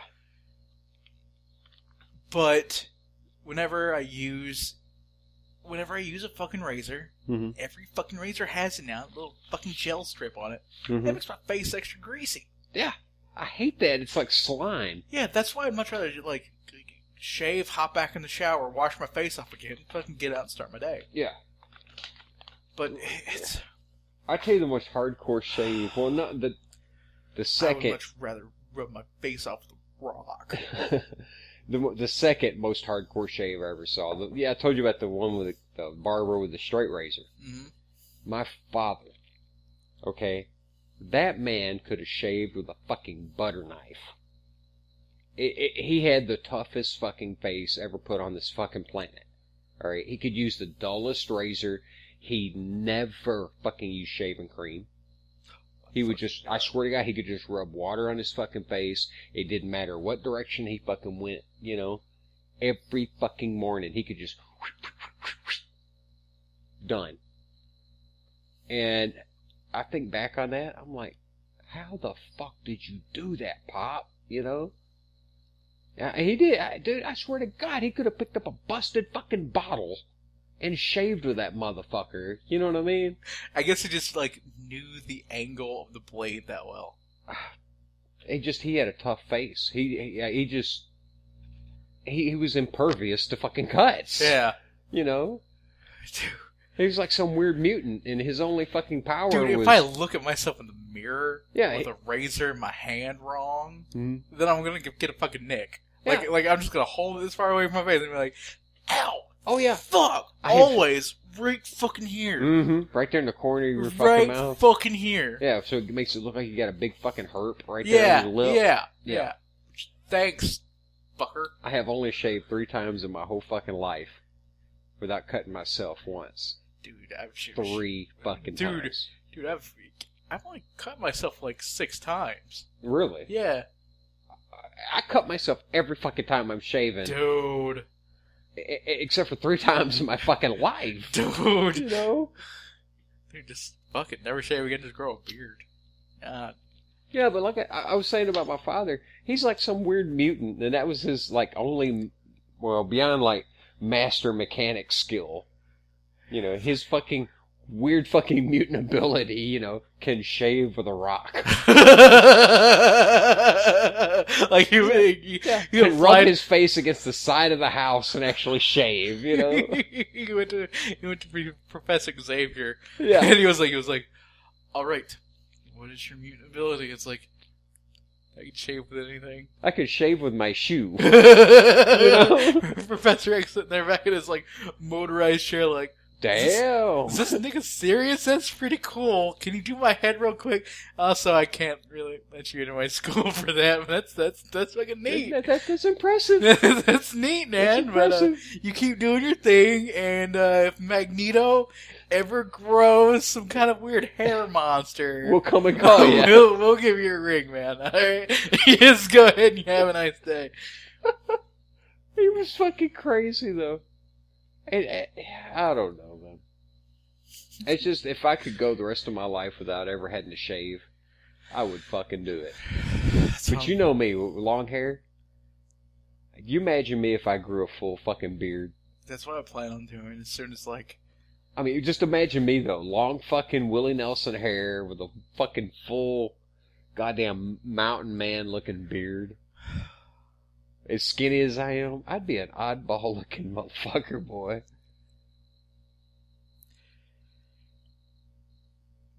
If, which I hope, this is a pretty big if right at the moment, Mm-hmm. this is able to be my full-time job, Mm-hmm. I plan on, after I put in my 2 weeks at whatever establishment that I'm working for, Mm-hmm. after that day, Mm-hmm. Probably after that day, because that first full day I'm going to stay drunk the whole day. That day doesn't even exist. That day technically, will just be like, the fuck happens that Saturday? Yeah, that was brain fart day. Yeah. But what I plan on doing is shaving my head, shaving my beard, Okay. being completely fucking bald everywhere, okay, and then just letting it grow all at the same time. That's bizarre. Just let it all grow, see what rate how grows faster, probably have a big beard down to my knees, and I plan within 5 years to cut it all off again and start all over. Just do it every 5 years. Just to refresh everything. But say used to be people in the past used to shave, like men would shave like once a year. Nah. You know, they would pick some day like Christmas or Easter, you know what I mean? And they would shave for that, you know? Nope. You know, I did an experiment, and you remember when I did this? I come back from Oregon at the time. I did it as an experiment. I went 6 months one time with a mustache and a goatee, just to see if people would treat me different. You also had your hair short, too. Yeah, my hair, I cut it real short that time. That's where I grew it back out. And, dude, people really did. It was bizarre. I mean, it was this weird experiment that I did for like 6 months. And then whenever I got the info I needed, I'm like, yeah, people do treat me different. You shallow, stupid bastards. And that's where I, just to fuck it, I'm growing my hair out, and yeah. When I look back on it, there is I think a picture of me somewhere with it. Yeah. Because I remember you. That's when we first started hanging out. Was it? I had that. When you had that goatee. Yeah. It was just, I don't know. It was a completely different me. Yeah. A different way I was looking. It was a total fucking experiment.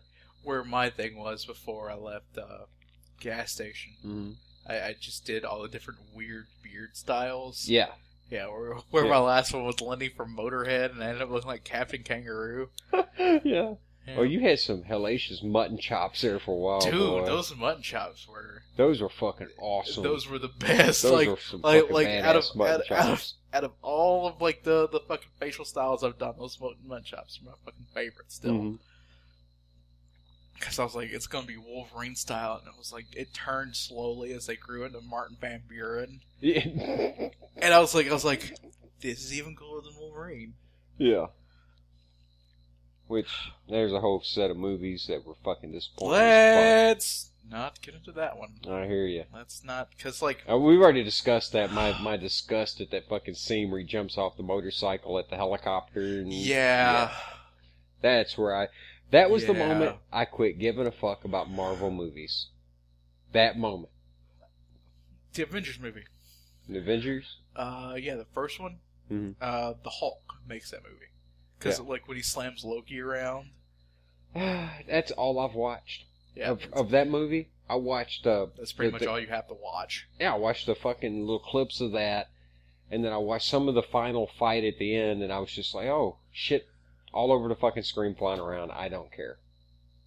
You know? I don't give a fuck about these Marvel movies. I really don't. Oh, speaking of which... Okay, back in the comics and shit, hardcore. Have you fucking seen that goddamn Fantastic Four fucking trailer? I've not seen the trailer, I know. Oh my fucking God. I know that it looks like Fox is just trying to ram that to the ground because Marvel's going to kill off the Fantastic Four. It's fucking... Dude, I don't know who the fuck's in charge of this. Okay, Johnny Storm is now a black dude. What the fuck? It's fucking Sue Storm's fucking brother. It's an adoption thing. Oh, fuck me. Come on. That they're trying to tie into it. Fuck me.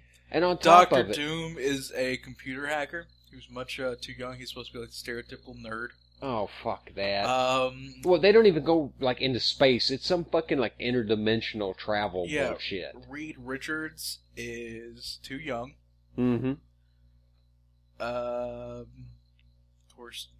The whole fucking cast is too young. Hell, the thing doesn't look right. He does not fucking look right. Hold on a second. He still looks better than the early 90s Scraps movie version of the thing. Yeah. Now, the dude that played the thing in the last, movies. Yeah, the guy that played on The Shield. Yeah.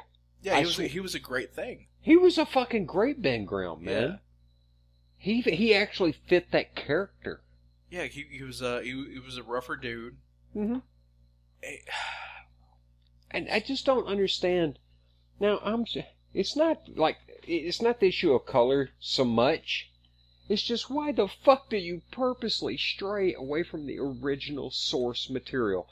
It's like the fucking Spider-Man is now like a half black guy. Why? It's supposed to be Peter fucking Parker. He's eternal. Okay? Yeah. Why is Thor a fucking woman? Have you read any of that shit? Any of it? No, any of it? I have tried. It is fucking rage-inducing, dude.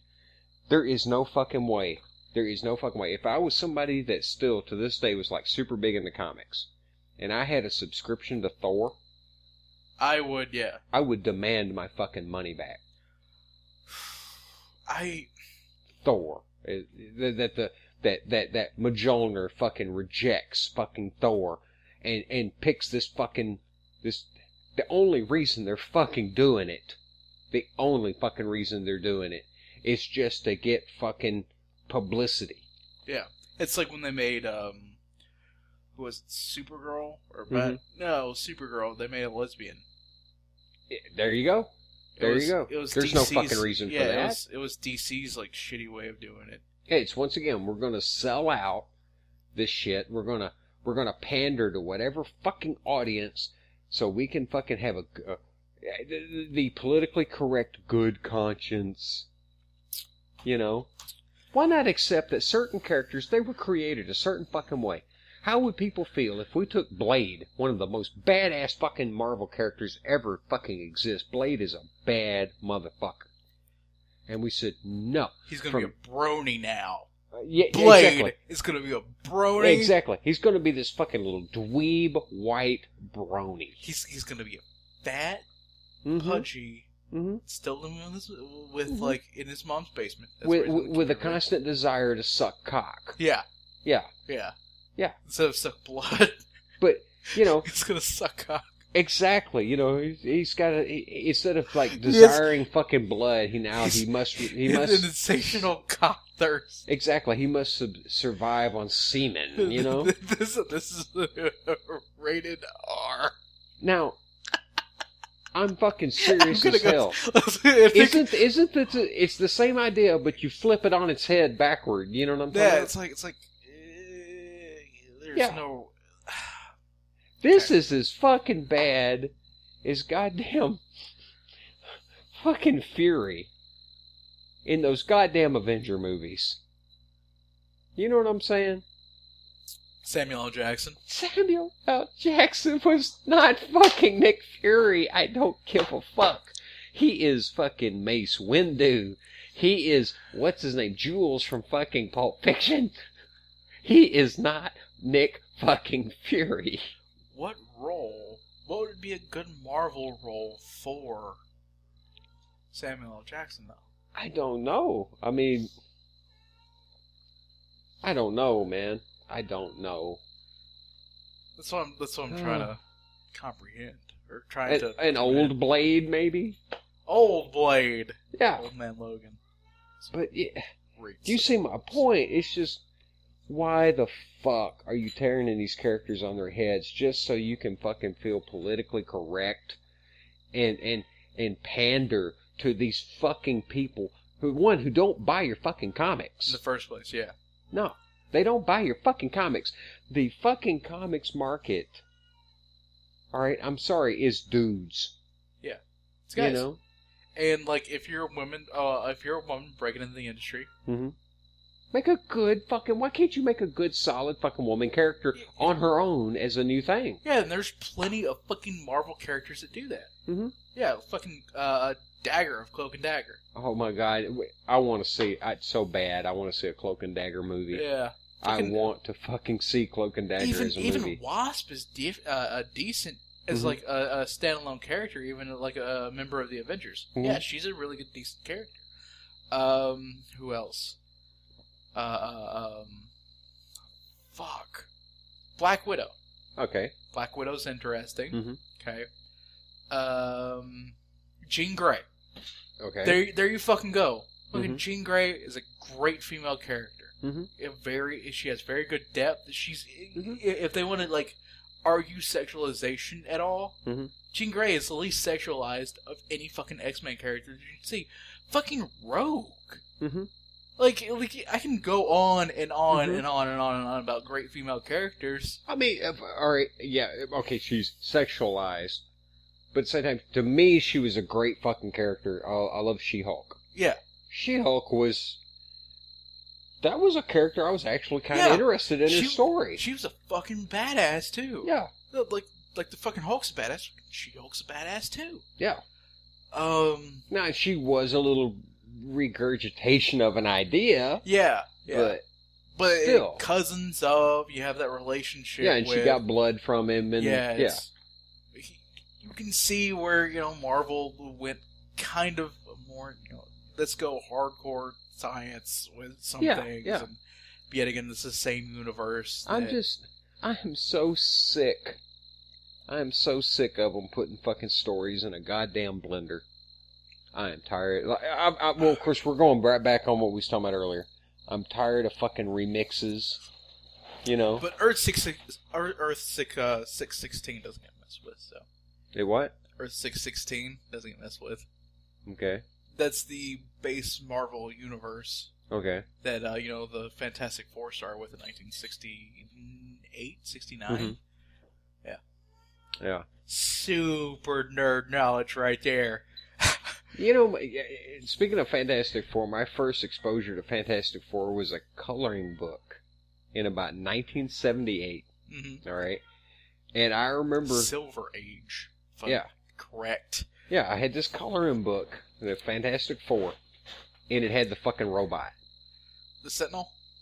I can't remember his name. You're talking about their maid robot. I thought you were talking about the X-Men. Was that what Sentinel. He's a maid or whatever? Yeah. He's not really. He was like a member of the team then at that point. Yeah, he's not. And, I guess he's not really a maid. But it's so weird that even though I was like a 4-year-old kid, and I remember sitting on the floor coloring in my coloring book, yay, Fantastic Four, I knew Spider-Man from the live action, and but I knew there was something wrong about this, and I don't know how. I was like, I intuitively knew this guy isn't. He's like some replacement bullshit, and I don't know how I knew that. Yeah. I don't know. It was just a feeling. It's like this is bullshit for some reason, and I don't know. Exactly. 4-year-old me sensed the bullshit out of that coloring book, and it stuck with me for years. Let's see. I think my first exposure to the Fantastic Four was probably shortly after my grandmother Norma got me a 50th anniversary edition of Action Comics #1. Okay, it had the silver banner, the silver thing up on the top, and then had like the reprint of the comic, which I'd never taken out of the package. I hadn't fucking read it, nothing. Yeah. You didn't read it? No, I still have it in the package. You didn't read it? Yeah. I'm that collector guy from earlier, remember? But anyway, I remember seeing... Sweet monkey Jesus. In the convenience store that she worked in, a Fantastic Four that had Galactus on it. In like the fucking mid-90s, okay? And that's what caught my attention. Not the Fantastic Four. Fucking Galactus. Oh, yeah. Hell yeah. Well, like I told you, my love, I think it was our last podcast, my love for fucking Silver Surfer. And, yeah. God damn, I love me some Silver Surfer. Galactus' story by himself is just, man tries to warn his civilization that, the cosmic crunch is coming. And nobody listens to him, like, oh, you're fucking crazy, whatever. And he gets in a pod as it's starting to happen and escapes to a certain extent and then fucking gets crunched, is granted the power cosmic, and is reborn again with the universe. Come the fuck on. That is badass. Yeah. Yeah. Yeah, now you have to... He used to eat uninhabited planets to survive, and then got to the point that his hunger was so great that he had to eat inhabited planets. This motherfucker rides around on a giant, round, like, fucking thing with pretty much, like, a keyboard-looking control panel. Yeah. Being a badass in space. With a badass helmet. Yeah. Like, fuck you and your Infinity Gauntlet, Thanos. Oh my god, yeah. Fucking all that Galactus has to do is give you the finger and you'll die. But yet again, the Beyonder punched Deadpool so hard it knocked him back into the 70s. Damn right. That's Beyonder, man. Yeah, that was a great read. Deadpool 900, where it has like all the different stories together. And the very first story is it starts out with Deadpool with a car full of dead Russians. Okay, and he calls up his contact that he made this hit for, and he was like, "What do we call a car full of dead Russians again? Oh yeah, Burning Ivan." And then like he stops out in the middle of a field. These aliens abduct him. Okay. He's making probe jokes the entire time. Like being strapped down to this fucking metal table. Yeah. Naked. Now, with just his mask on. Okay. Pretty much busts out of that. Ends up probing the aliens and crashing the ship. Going about his business. Have you seen the promotional ship for the new Deadpool? The movie? Yeah, the 3D or the CGI release, but it's gonna be Ryan Reynolds again. Yeah. I don't know how to feel about that. Yeah, but they got the costume. Yeah. And there was this one though. I was just like, "What the fuck?" All right. Have you seen the image? It's him sitting on the shitter. It's Deadpool sitting on a shitter. Yeah, I'm perfectly fine with that. I am too, but at the same time, I'm like, this is the movie. I don't know if they're going to do this right, I don't want to see Dumb and Dumber, you know what I mean? Yeah. In I'm Deadpool glad style. They're not. I hope they don't go to the origin. Or if they do, they make it as dark as possible. Okay? But, don't go to the origin. Try to make it an action comedy as best as you can. May or may not follow what I wanted to do with it, where it was just like, do it Pulp Fiction style, all with the same character, where he interacts with some characters that may tie in with the other ones, make it extremely confusing until the end. Yeah. Where it ties everything together. Yeah. But... well, it'd be almost like that movie I was telling you that you need to watch, that Mr. Nobody. Yeah. That movie makes no fucking sense until the very end. Yeah. Yeah, and then it makes total sense, you know? Deadpool would be almost like that movie, you know? He can experience all these different fucking worlds and realities kind of at once, I want to see 4 different writers. Like, yeah. That would actually fit, because each one would throw his different idea into it. Yeah, I want to see the guy that, I forgot his name, that wrote the video game, who's done, Deadpool before. Mm-hmm. I want to see the guy that wrote Deadpool Illustrated and also Deadpool Kills the Marvel Universe. Kitty's freaking out, trying to get down in. That door. But, because he writes a super depressive Deadpool, mm-hmm. where he's literally sitting there, he's like, I cannot die. Mm-hmm. He's having this existential crisis where it's like he's finally lost it to the greatest extent. It's like, I cannot die. I realize that I cannot die. I realize that I am a fictional character. Mm-hmm. I realize that even though I killed off the writers that wrote me, mm-hmm. I am still a part of literature. I must kill literature. I have to nip it completely at the bud. Yeah, it's like I wish to have never existed. That's what he literally says, and I'm like, that is possibly the greatest form that depression has ever manifested. Yeah.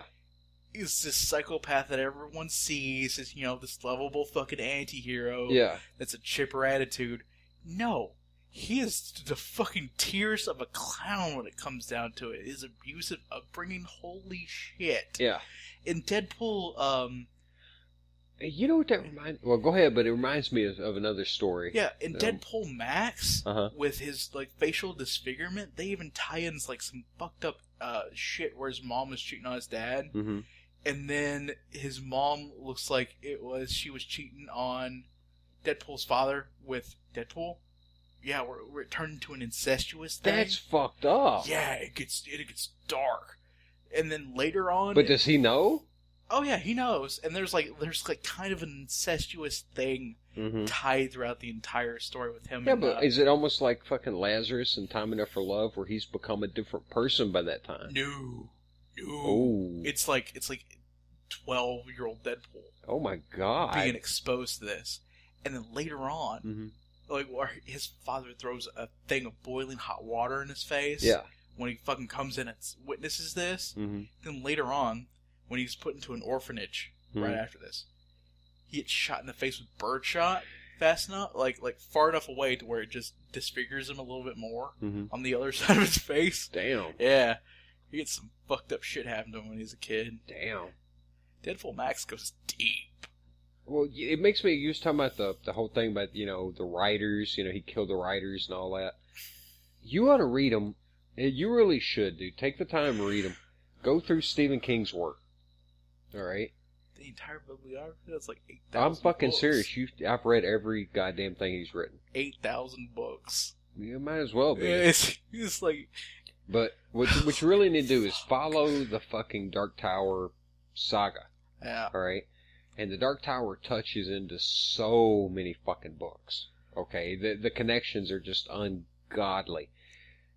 And it kind of fucked with me, but in one of the later Dark Tower books, alright, he gets to a point that Roland, the gunslinger, who is the classic fucking knight on a quest. Yeah. Alright, but he's a knight with a fucking peacemaker, you know what I mean? He actually fucking goes and meets his creator. He realizes that he is a fictional character. So they... Stephen King wrote himself into his own fucking books. And his characters in the Dark Tower comes back and saves his fucking life when he's dying in a ditch when he was hit by a van. Yeah. That's madness. Yeah. Or instead, Deadpool just kills off all the writers that are sitting in the fucking... But it made me think of that story, though. It made me think of... You really should And don't worry about the comics. The comics were, you know. But just go back and read the original books. I think you would fucking eat that shit up, dude. That's because of, I'm a big fan of breaking the fourth wall. When it's done right. Oh, I don't know if it's done right, but it's done. Yeah. It's done in that book. Deadpool can fuck up just as well as it makes it look really good. Mm-hmm. Like, it just depends on who's writing it and when it's really put in. Like, one of the issues that I have, that I just bought randomly at Mr. Cheese, I just bought it mainly for the cover. Mm-hmm. It's Deadpool doing a Captain Morgan stance on a bottle of whiskey with a parrot on his shoulder and some hot bitch in like pirate garb and sunglasses at his feet. It is one of the greatest comic book covers I've ever seen in my life. Well, yeah, with a fucking cat with a pirate's hat on and on the whole shebang. I'd like to see it. It sounds awesome, you know. Yeah. Yeah, probably the kind of thing you'd like to actually have a poster made of it. That and Deadpool Illustrated #1. Mm-hmm. That's another great issue cover where it has Moby Dick, and he's on the back of it with the giant like bomb, like the big round bowling ball looking bomb, and it like has a Batman style running with it over his head. Yeah, and Moby Dick has spray painted like around his blowhole a target. And he's right there with it. That's another great fucking cover. Was that him trying to kill all literature? Yeah. He starts off with Moby Dick. Then I think Tom Sawyer is the next one. Oh my god. Yeah. Oh my god. Yeah. It's such a weird read, man. Because like he ends up blowing the whale up, and Moby Dick, like parts of it are flying all over Ahab's ship. Okay. He ends up being brought aboard, and Ahab's like, that was my fucking fish. And she was like, I don't care, you're all gonna die now, and fucking kills off the entire boat. I can almost see this image of Deadpool standing there holding the fucking paintbrush and Tom Sawyer just looking over with this fucking look. Paint your own goddamn fence, Tom Sawyer. Start painting Tom Sawyer. Yeah. That's fucked up. That's so fucking great. Well, man, we need to close this up. Oh god, I can imagine we're in another hour on that one. We could sit and talk, I bet, for another couple hours easily.